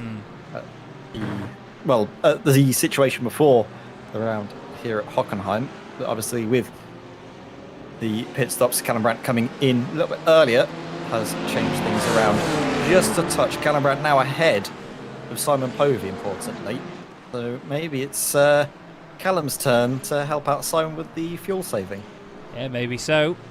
A nice little switch around there, but you could say then that with Simon having to make his way through traffic, that's the time that he's lost there, having to overtake people, isn't it? And compromise what they're doing, go offline and break a bit earlier, break a bit later and try and make those moves. So 1.6 seconds the gap now. Thinking on it as well, this is, for all intents and purposes, if Simon doesn't need to pit again, a net second place. Yes. Very well could be. It depends on what the gap to Christian Saruta and Dan McCauley is eventually. As Christian comes in, but Dan does not. Now, I said this before, didn't I? Dan's probably in a position here to save fuel, and if he's got enough pace in the tank now to crack on for a really good in-lap with a light car, if he's kept them tyres in a good enough nick, then he could be another shout for this win. There's so many drivers that could approach these final moments of this race from all different angles that could really shake it up, and that's why it's always exciting in the Sim Racing Magazine GT4 Challenge. We have so many ways that this race could be won or lost, even with just having 2 pit stops in here, and all it takes is limiting the fuel. It's great. Callum Brandt and Simon Povey have gone past Christian Saruta before he's even gotten rolling. So what is the gap going to be? Has it grown even more? I think it has, you know. Wow. So all of the calculations done by the RD Simsport pit crew have worked out a treat, because I thought, oh, the gap might come down. He's going to have a slightly longer pit stop. It might not be in his favour, but regardless of all of that, it still worked out brilliantly for Callum. It was only about a second, even less than that, actually, about half a second that Callum spent longer in pit stops than Christian Saruta. So hopefully Callum's got enough fuel in until the end of the race with himself and Simon Povey. Now I think needing to focus on working together as Callum Brandt does now begin to encounter a little bit of traffic. Is that going to play into the hands of Dan McCauley, I wonder? Yeah, absolutely. He's got John Barnes in front of him. You can even see him in the background there. He's flashing the lights as if to say, I'm on my way. But at the end of the day, John Barnes doesn't need to move out of the way. It's a position that he's got every right to fight for on track. Sure, he's not in the same strategy in terms of pit stops. Look, Callum Brandt stopped twice. John Barnes has not. John is well within his right to defend and fight with Callum Brandt here. He doesn't owe him any favours at all. He may know that they're on different strategies, and he may pull over and do the right thing and do it sportingly, but there's nothing unsportsmanlike about it if he decides to fight. Guy Edwards into the pits. Nobody else from that battle. Niles Court, Christopher Smith and Dominic Brennan all carrying on. They've all been able to save another lap's worth of fuel. That takes down the special advantage Dan McCauley might have. That was so close there by Callum Brandt. Beautifully judged as John Barnes heads into the pit lane. Where is Simon Povey in this? There he is. The gap now back to him is 2.3 seconds, so he's actually gained quite a bit of time on Simon in the last sort of half a lap or so. We'll keep our eye on where the guys come out. Guy Edwards on his way out here. There's Christian Saruta, and wow, would you look at that? Guy Edwards has saved a bucket load of time, 6 seconds over what Christian Saruta did in the pit lane. So all of a sudden, Christian's got company again in the form of a Mercedes. I don't think he was expecting to see one of them for a while. Yeah, he said that the RD Simsport pick have been great for Callum Brandt. They're also great for Guy Edwards. They're all seemingly calculating things so far in advance that they can all just work together. And now I wonder what we're going to see from James Holman. He's going to be obviously able to have a nice short stop as well, because we know how good that Porsche is on its fuel. It just sips it along all the race long, doesn't need to take any more than it requires. And it could be a brilliant recovery drive from James, considering the, well, strife that he found himself in earlier on. Same for Dominic Brennan as well, actually. He's up 7 positions from the start, so picking up the slack where Simon may have struggled earlier. Working out brilliantly, and again, it's no real need to use the spreadsheet because it's changing all of the time. Drivers coming into the pits, in and out. Oh, that might have been cutting it a bit fine for Christopher Smith if he's going to get a penalty, because that looked like it was just outside the line on pit entry. Yeah, I think that was over the top, that one. I don't think he's going to get away with that, if I'm honest with you. I think he will receive a penalty there, so we'll keep our eye on Christopher Smith's pit lane time. And see is, oh no, Dominic Brennan missed his box by quite a bit, spends a good couple of seconds reversing. Dan McCauley's been able to still carry on at the front. Wow, he saved a lot. So has Niles Course, so has James Holman as well. Where is Callum Brandt in comparison to Dan, though? He is 18 seconds behind him on the road. Sorry, 24 seconds behind him. I do apologise. And in the pit lane, well, it's 40 seconds with a pit stop. So Callum Brandt is looking very good right now, but we'll have to see how it balances out, I guess. Yeah, that is quite substantial, if I'm honest. Yeah, I think that's. I don't think that's how it balances out in the end, but no, we'll see. I wouldn't imagine so. But looking at it, it's still good for Dan McCauley. I think a lot of the drivers still had plenty of fuel in reserve as they came into the pits. They were just choosing to pit earlier for whatever reason. Maybe there was some traffic on the horizon that they wanted to pit early to avoid. I'm not 100% certain, because obviously Dan McCauley, he's been able to carry on going, and a lot of the drivers should have only been going maybe a lap earlier in terms of fuel than Dan at the very most. Yeah. So, by the looks of things, Dan's just going to be running this until it's right on the very limit of running on fumes, while everyone else has thought, I don't know, coming in earlier was the better call. I'm not 100% certain, because from Dan's point of view, he's going to be running with a lighter car for longer, which is usually what you want to be doing. Especially when you're on your own as well. There's nobody for him to worry about in terms of slipstream or compromise. Yeah. It's my favourite word now, can you tell? James Holman in from 3rd place, and we were expecting him to go the longest on fuel for sure. We've got Ryan Penny here with Christopher Smith, Christian Saruta and Guy Edwards behind him. Now this is going to throw a spanner in the works for these boys, especially Christian Saruta, who's ended up again between these two RD Simsport cars. Simon Povey ahead of all of these guys, but Ryan Penny, well, he's making a nuisance of himself for these lot, but he's well within his right. He's up there because he's not pitted yet, and he's fighting for a race position. These guys may not be happy about it, but he's not lapped traffic at this point, so he can do what he likes. And he's fighting hard now, side by side with Christian Saruta. As they go onto the back straight, Guy Edwards is going to make it down the inside as well. Lovely opportunism there by Guy in the Mercedes, but he's got nowhere to go. He's boxed in now behind Ryan Penny. He can't go to the right because Christian Saruta's there. He's going to try to go to the right. Scares Christian a little bit, I think, as he decides to back out of that one. Slots in somehow. Wow, fantastic racecraft. But look at that, Saruta down the inside now. Is Ryan going to know they're 3 wide? He does. And nice stuff. They made that work very well. And so did Christian. Fantastic run on the exit of the corner, considering that was the tight line. That was remarkable by Saruta. 2 for 1. Thanks very much. Down the inside. But then Guy Edwards is going to have the inside for the next corner. He runs wide. Goodness me, Guy Edwards around the outside now. Can he make that work? He's going to try to. Turns in on Christian.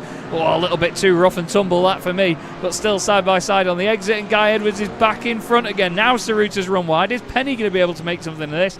Great racing as Dan McCauley comes back into the pit lane and makes his 2nd pit stop from the lead.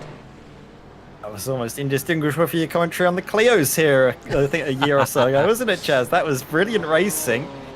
Excellent between the pair of them. Excellent commentary as well. But here we go now. Time to see what Callum Brandt can do and where Dan McCauley will be. Because obviously Dan was putting in some good laps in clear air, but Dan is actually going to get past already in towards turn 1. Dan's made up a little bit of room, but not enough.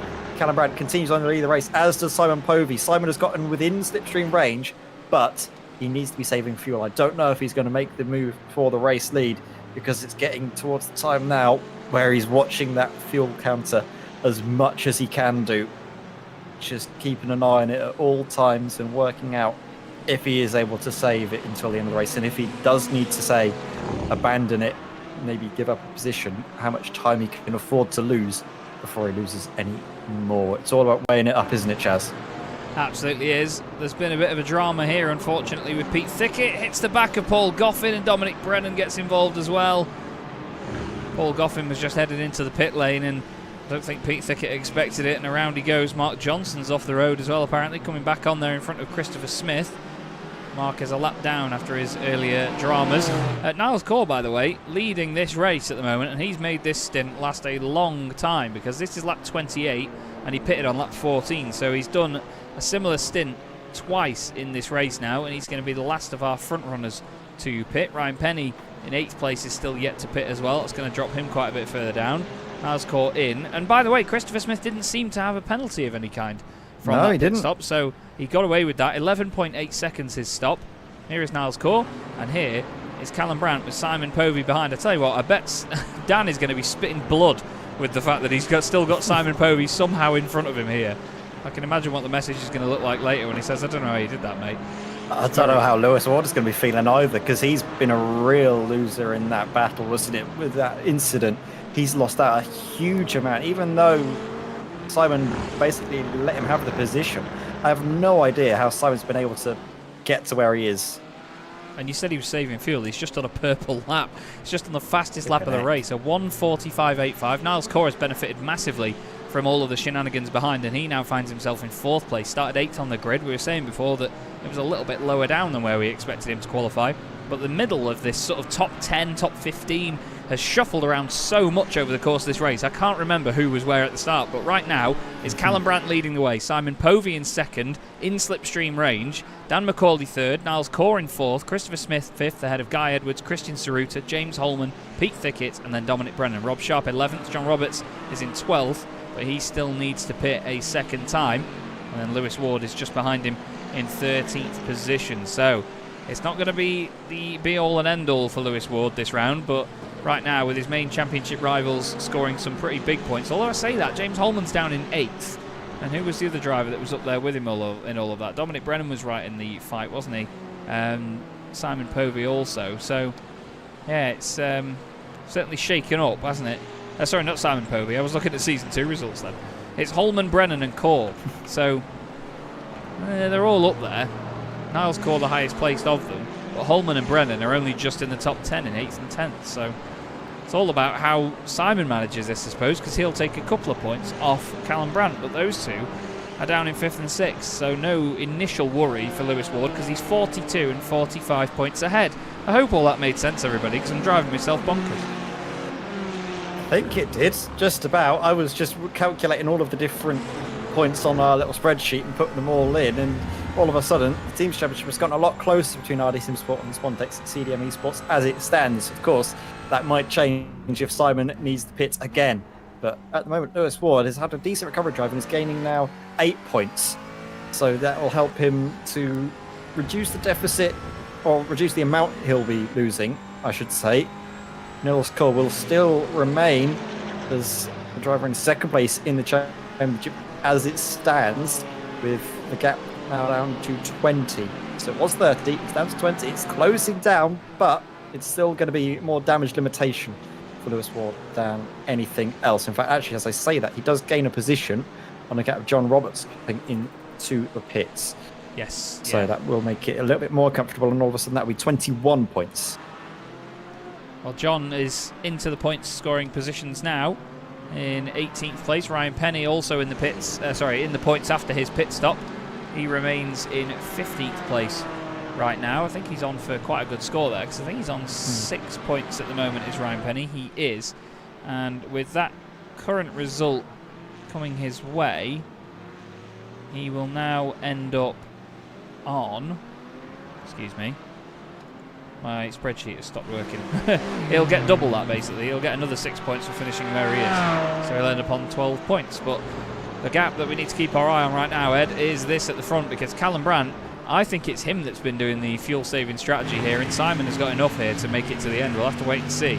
But he's just done a personal best final sector. So too has Dan McCauley in 3rd place. So these guys, top 3, all absolutely flying now. They are pushing so hard. It's great to watch.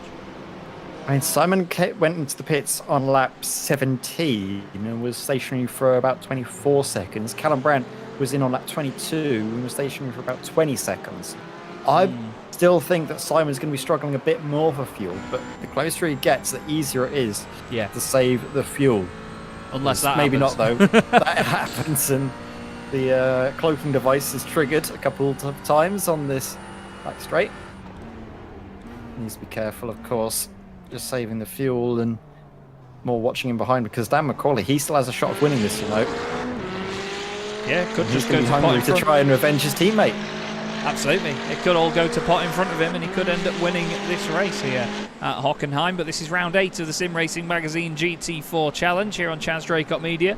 Hope you're all enjoying the show so far, because it's once again another very tantalising race. Lots of strategy going on, and the longevity of these races makes it so difficult for all of our drivers. A big shout to the championship sponsors: Orris Digital, Crockery Direct, Blinds to Go, Derbyshire Holiday Homes and Mydas Simulations. Thank you very much for your consistent support for Sim Racing Magazine and of course for Chaz Draycott Media as well. We love bringing you guys this championship, and obviously hope to bring news in future of more special events and further runnings of this beautiful championship that we enjoy so greatly. And I know that a lot of people are always asking for it, as Simon Povey is pitting. He is coming into the pits. I think he was maybe just trying to scare Callum Brandt towards the end of this race. Dan McCauley will be very happy to see that now, and up into second place he goes. I think that does level it out, doesn't it, Ed? I think we knew that it was a bit too good to be true for Simon, but he's going to do what he can in these last parts of the race, though. Let's see how long he's stationary for. I'm expecting like 4 seconds, 5 seconds, and then he'll get cracking. Won't be long at all. Well, never mind, it's double what I said. 8 seconds, 8.07 at my end, and Simon's back out. And where is Lewis Ward in all of this? There. So Simon out in front of him, and behind Rob Sharp, and behind Dominic Brennan as well. That does, of course, give more points to Lewis Ward's championship rivals, but no more points to Lewis himself. So, while that hasn't necessarily helped out Lewis at all, it has helped out those around him. Nils Cora is going to be gaining even more points now to close the gap to the top. And I mean, what a late stage of the season he is having. He said that he might be on for a good result. His qualifying certainly wasn't what we were expecting, but his home race on track for a podium. This will be a very welcome result for Nils. Absolutely will be. Another podium to add to his tally for this championship so far. He's made 3 appearances on the podium. Lewis Ward has made 6. Lewis has only won 1 race this season, actually. James Holman's won 3 and Callum Brandt's won 2.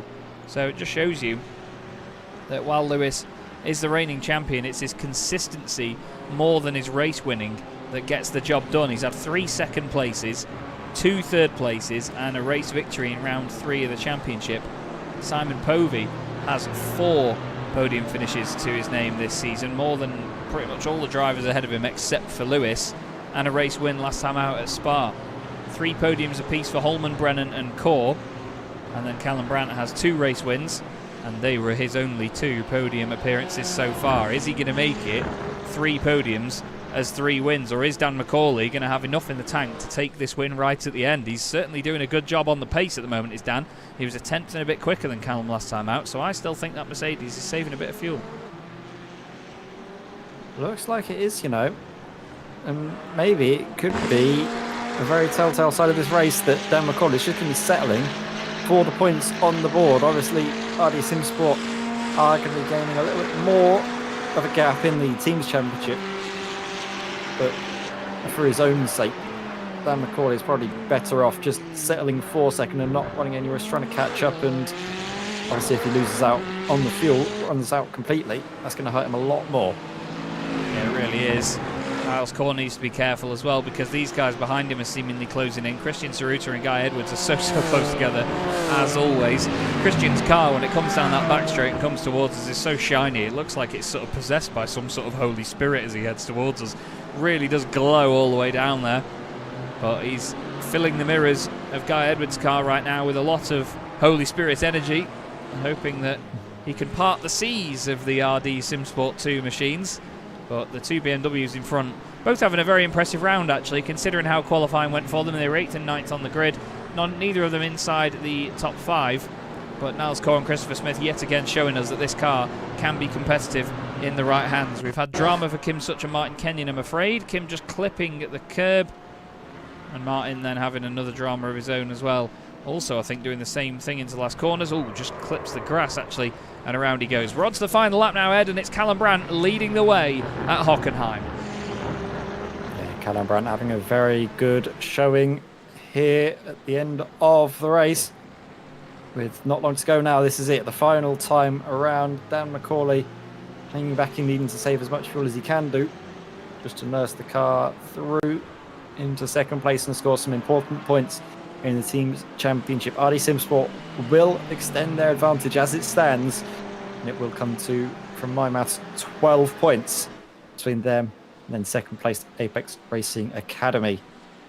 Team's championship though, Chaz, still finely poised as ever, especially from those drivers that were all tied on points coming into this. They've been separated, but not by a whole lot. No, absolutely not. And Dan is really pushing on this final lap, you know. He's really opened the taps here. He's gained a good couple of tenths over Callum Brandt already in the opening sectors. So he's really, really lighting it up for this final go. Just doesn't need to push too hard to overdo it, as Rob Sharp has run wide and off the road. He's got Simon Povey behind him, so doesn't want to give that one up. I think there was a car, Mark Johnson getting out of the way. There's only a few more corners left now for Callum Brandt. Leads Dan McCauley by 1.27 seconds. That comes down by a couple of hundredths per corner. I think it's just Callum nursing the car home right now. He knows he's done enough to get this race victory. And he's had 3 race wins so far this season, but like I've said, they were his only podium appearances so far. He's never finished second this season.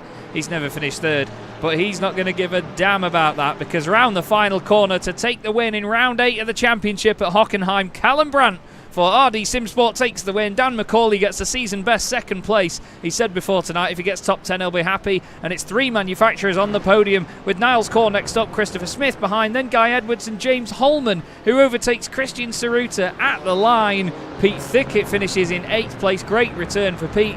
Dominic Brennan 9th, and Rob Sharp is going to round out the top 10. Simon Povey has had some sort of drama, or has run out of fuel here, Ed. Is Lewis Ward going to ironically take it at the last corner? I think, is Simon waiting for him, actually? I think Simon's waiting for him. I think Simon's letting him by, you know. Yeah, you know what? On the brakes, you can see the front of the car dip down. Really fair point. Very fair there for Simon. He obviously was trying as best he can do to make something of the race, but then as soon as he saw that Lewis Ward was just a point, or just one position back from him, and after the coming together at the start of the race, I think it was very fair for him to make sure that he didn't finish ahead of the driver that he had contact with earlier on. Yeah, that's lovely stuff, that. And I think it makes more of a point of the gesture as well for Simon to allow him through right at the end. Like you say, he was just trying to make something of the race and see where he managed to get to, and then obviously had that in mind for the very end. Really good sportsmanship, and again, another highlight of just how friendly it is in this championship. Everybody has a really good time here, and there is such a great friendly community behind it all. We love to see it, we really do. Christian Saruta and Christopher Smith having a bit of fun here on the cool-down lap. I'm not quite sure whether this is part of the friendly banter or not, but I think maybe Christopher's run out of fuel, or I don't know. There was a slowdown penalty for one of them at the end, so I think Saruta's just giving him a friendly push to help him back round to the pits. Let's have a look at the race results, though, and you will see that for the 3rd time this season, Callum Brandt takes a race victory in the Sim Racing Magazine GT4 Challenge. Dan McCauley will be over the moon with that 2nd place. His best result before that this season was one that scored him 15 points, and that was in 6th. So a real season high for Dan so far. Niles Corr in 3rd place, 3 different manufacturers, and technically 3 different nationalities on the podium. Christopher Smith in 4th place, ahead of his teammate Guy Edwards. Great night for RD SimSport too, that. Really good stuff. Then James Holman in 6th, Christian Saruta in 7th position, Pete Thickett in 8th for Scuderia Chicken House, Dominic Brennan in 9th after a very under-the-radar performance yet again by Dom, despite the fact that he's in a basically completely chrome teal car with hedgehogs all over it. Rob Sharp finishing behind him in 10th place. Lewis Ward 11th after Simon Povey's gentle gesture of sportsmanship at the end, but contact between those two will certainly have a question mark over it for a while. John Barnes 13th, Byron Crawford 14th. The 2 Orris Racing purple cars score points tonight, Ryan Penny and Ralph Mayer. Then it's John Roberts, and Rob Sutherland gets points in 18th position as well. Paul Coffin and Heinz Mayer round out the points finishes. Andrew Shepherd 21st, ahead of Kim Such in 22nd, followed by Martin Kenyon and Oliver Carwadine, with Mark Johnson, the final car, a lap down. And then those that didn't finish the race, unfortunately, Philip Hopley, Fausto Pinto and Josh Wiggins. Very entertaining, I'd say, Ed. That was belting. That was really good. Lovely to see the sportsmanship on display as well. That's probably one of the highlights of the race for me. The moment between Simon Poby and Lewis Ward there. Simon, you can see the position, and it's echoes of what we saw at the season finale in season 2 at Catalunya. Yeah, it really is, and this is the thing. It's one of the best bits about this championship is that we don't watch the races and see drivers sort of having contact and thinking, oh no, there's going to be a big argument about that later. You know, the drivers are so constructive with each other 99% of the time. There is obviously going to be frustration if there is contact, and there's going to be discussions and whatnot, but there's going to be apologies as well. I mean, I can tell you right now that Simon is already typing in the Discord chat between everybody, so you know he's probably saying that he's really sorry for it and just making the point that he wanted to give the position back at the end and so on, and that's just why we enjoy it so much here in this championship. We know what a good lad Simon is that out of the incident between himself and Lewis Ward, I think the driver that's probably most annoyed with it is Simon himself, because he didn't want it to end that way. And obviously, we know that Lewis is a good lad. He'll forgive, but maybe not forget if they get to blows in the future. But we do have, of course, his teammate in the broadcast booth for a quick chat with Chaz. He is indeed. Dan, you said before tonight that you wanted a top 10 and you'll be happy. How's second place for you? That was a great race from your perspective. I'd love to say I was expecting to come out the pits 2 seconds behind Callum, but no, that actually shocked me totally. To say I'm buzzing is a total understatement. Yeah, it's really good when you have a total unexpected one that goes your way, so no, totally buzzing with that one. It was obviously a bit of a difficult race in the early stages, though. The main talked about point being the contact between Simon and Lewis, but it's one of those things when you're fighting that hard at the front of the pack, even the best of you can all misjudge it slightly, can't you? Yeah, it's totally understandable.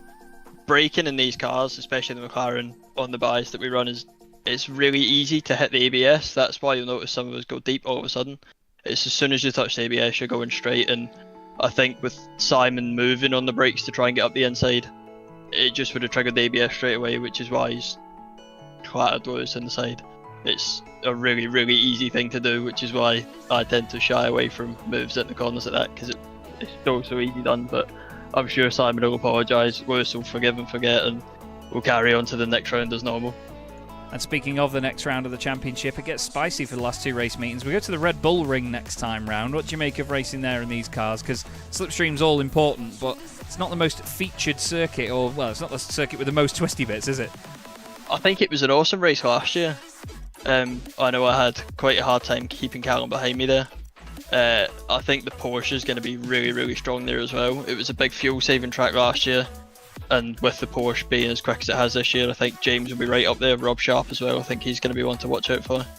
But I think it'll be more of the same as tonight. Really good racing, peloton style. Who's going to blink first? Strategy's going to come into it.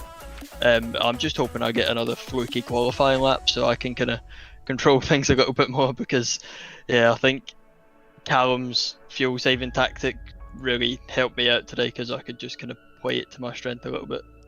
Well, it was still a great night for you, Dan. Pole position and a second place finish. It doesn't really get much better than that. Is there anyone you'd like to give a shout out to on behalf of said result before you go? I'll give a huge shout out to Lewis. That toe in qualifying was AA worthy.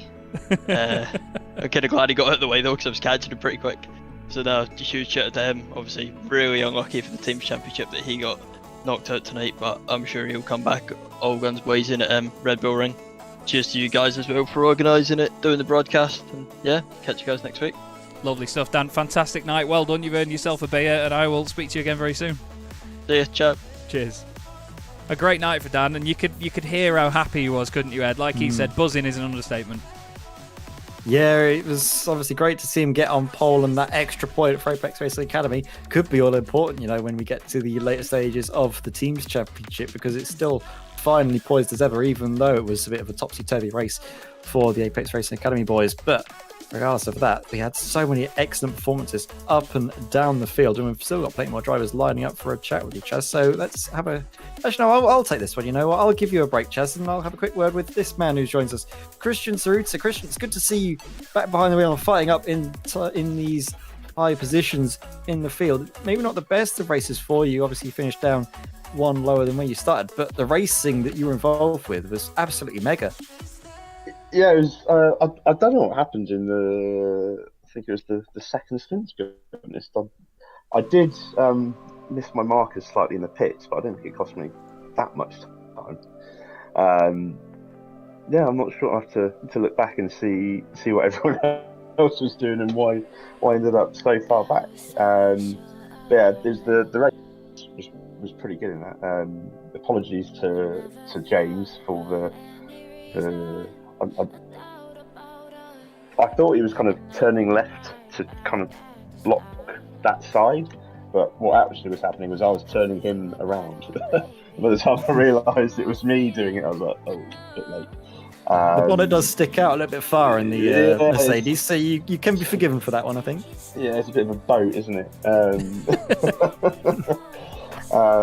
Yeah, no, I mean, I don't mind finishing seventh if it was a fun race, and that was definitely a fun race. It was nice to actually have some battles because some of them have been a bit lonely.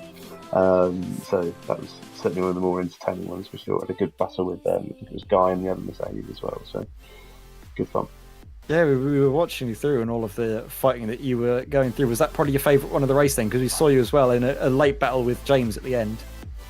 Well, I actually backed off to let James through after binning him earlier on. I felt a bit bad, so I just backed off at the line and let him through. It was actually myself, Guy, Chris, and Nils all in a line, but none of us could make any ground on each other. It was kind of a bit of a stalemate, but the pace felt pretty fast and furious, and it was kind of like one of those situations where the smallest mistake and then you've lost them. But yeah, it was encouraging. It was nice to see that I had the pace to run at the front at least for the first stint. So progress being made. Still, but definitely got a couple of things to work out there. I'm not sure what they are yet. clearly, I haven't worked them out yet. Well, I'll tell you what, it's glad to see that the Sim Racing Magazine sort of friendly atmosphere has really rubbed off on you, Chris, because obviously we've seen that happen just earlier in the race as well, actually, with I think it was Simon Povey and Lewis Ward swapping places at the end as well. So everyone's been kind to each other. It's nothing like the Porsche Esports at all, is it? Wow. I don't know about that. Yeah. That was definitely my fault with James. So I don't know if you do penalties in this series or not, but if you no, did, I'd definitely be getting one if I didn't give him a place back. So it was only right. No, we don't. It's a good fun league, and we're glad to hear that you had plenty of fun out here tonight with a great race. Obviously, not maybe the result you're hoping for, but the racing, like you said, was still absolutely top notch. Before we say goodbye to you, though, buddy, is there anybody you'd like to give a shout out to on the broadcast? Oh, just the usual. My mum, who always watches these, she finds it a bit of a giggle, and Ed for a good race as well, and the other two at the front having a good race at the beginning. All good fun. No worries. Thank you very much, mate. We'll see you next time out. Cheers, fellas. Bye-bye. Well, isn't that lovely to hear as well? So not only was it the Simon Povey moving over for Lewis Ward moment, but we also had Christian doing the same for James as well. And again, just doubly highlighting the fantastic people that we've got in this series. It was really, everyone's really too lovely. nice, Chaz. I'm not used to it. They need to be really mean to each other. They need to just be those proper racing drivers that don't give anything and don't take nothing back. It's great, but no, it's brilliant to have, like you say, the Sim Racing Magazine spirit still going strong throughout all of the seasons. Well, we'll see if we can get anything from James. James, if we're going to tell someone to send someone next week, who are you sending? Yeah. I love that. First off, mate, Lewis, because I still need 20 points. a bit of a tough night for you in some respects, James, but still a solid comeback drive and a just outside the top 5 finish. Yeah, I think all things considered, that was a good fight back, really, considering I had mangled wheels and facing the wrong way down the track at one point. So, and considering where Lewis ended up and where I ended up, to be 25 seconds ahead of him at the end, I think was a good night. So it was obviously a great night for the team. Cal feels a bit shy tonight, doesn't want to talk, so I have to do the talking for him. So no, he did a great job, and yeah, no, it was a good night for the team's points, because obviously Simon and Lewis had their unfortunate coming together at the start as well, and I thought we could in here, and then maybe I shouldn't have thought that, because then I ended up facing backwards as well. But well, hey-ho. We did get to a point in the race where we realised that each one of the sort of championship leading teams had all had one car had an accident at that same part of the circuit at one point. So it did really level the playing field out for a little bit. But still, it's just part and parcel of being in this. I was meaning to ask you at the start of the season, or when we first interviewed you anyway, was there any sort of pressure coming into this season knowing that you were joining the the reigning championship winning team into this series? Was there any added pressure that came into that to try and get the job done again? There's always pressure when you're joining the winning team, because I actually said to Rob, I said, I don't know whether you should be breaking up the winning team just for me. So I was kind of like saying that maybe me and Guy should go together, and but Rob was like, no. But after what I think, I can't remember what we were talking about, but anyway, we ended up that I think it was something to do with the 400 kilometer special that we did, and we ended up deciding that me and Cal would be put together. So and obviously I was missing the first round as well, which was another sort of factor into. I was sort of wondering if it was the right decision, because obviously missing the first round. But I think every team's now missed the same amount of rounds, or similar amount of rounds anyway. I know Cal missed a round, Simon's missed one, and Dan's missed one, so I think we're all fairly even. Yeah, we should just do Lewis missing around now, so we can all catch up in the drivers. Very, very true. Very, very true. Well, even still, 2 rounds left to go. One at the Red Bull Ring, one at Imola. What do you make of going to those 2 places? Because they're quite spicy circuits, aren't they, in their own ways?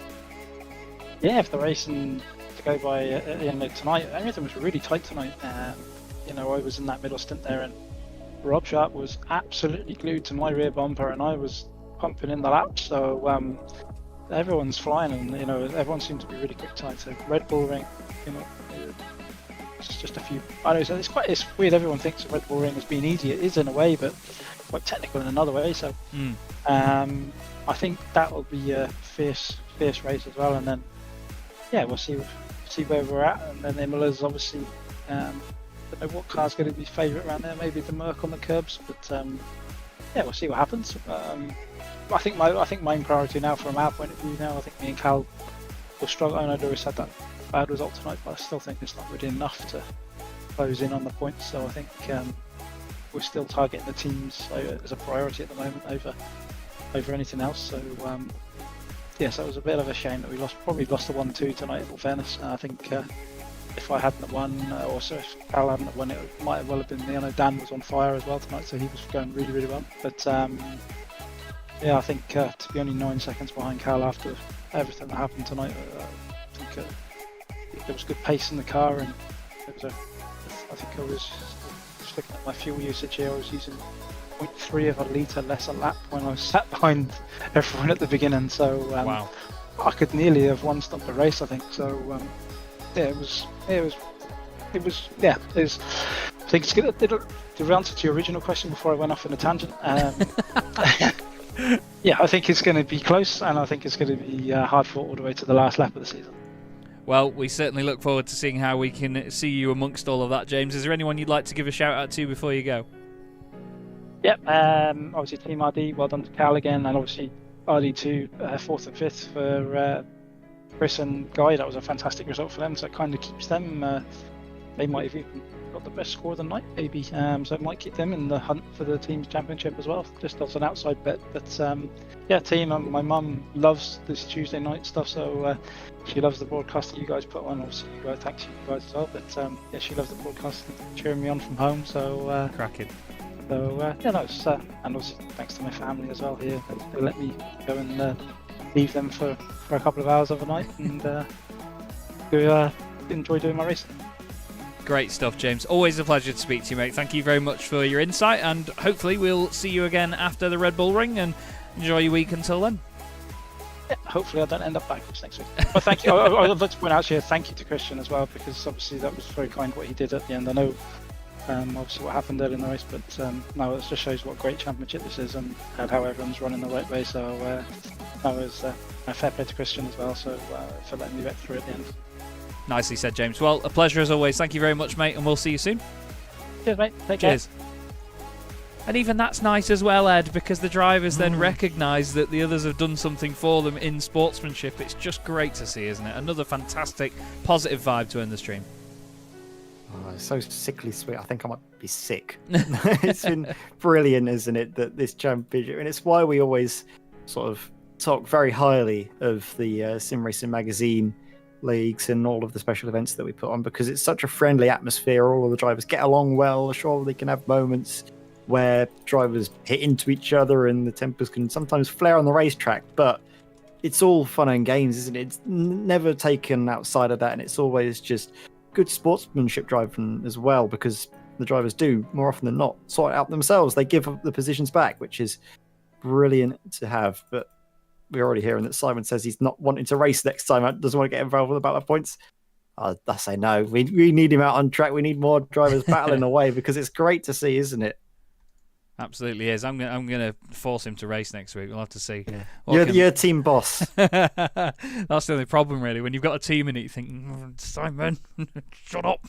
Anyway, it's been another fantastic night for the Sim Racing Magazine GT4 Challenge. Great fun, as always. Another wonderful race and another wonderful win for Callum Brandt. Like we've said, his only podium appearances this season have been on the top step, and he continues that great theme. Niles Core and Dan McCauley both very happy with podium results tonight, and we have 2 rounds left of the championship to come, Red Bull Ring and Imola. But before we go, another quick final mention to Orris Digital, Crockery Direct, Blinds to Go, Derbyshire Holiday Homes and Mydas Simulations, our wonderful sponsors here at the Sim Racing Magazine GT4 Challenge, for which we thank them for their continued support and, of course, supporting what we do each and every week. Thanks as always to the drivers, everybody watching on the stream, and my wonderful co-commentator Ed May. I've been Chaz Draycott, this has been Chaz Draycott Media and the Sim Racing Magazine GT4 Challenge. We'll see you in a week's time. Have a good night.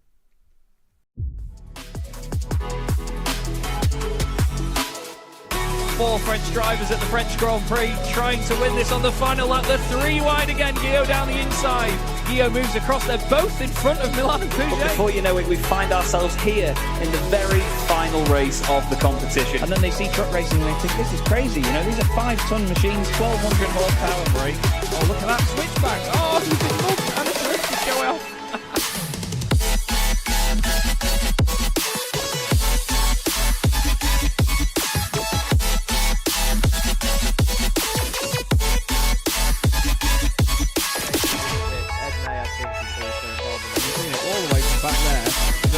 Dan Gregory now, I love it. 18.5 minutes gone. Senna Lanson tries to go for the race lead.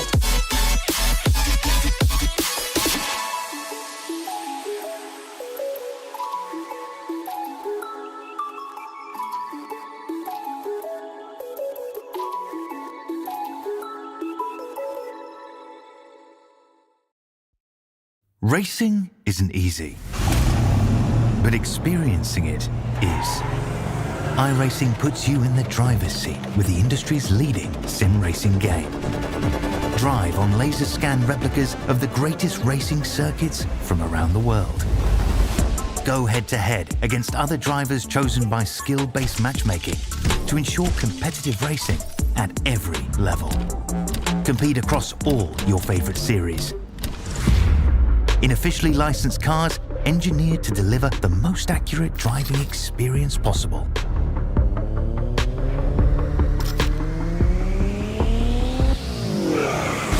Join a race or host your own with players from across the globe. Race against the computer or in a league with friends. Feel the thrill behind the wheel. Visit iRacing.com.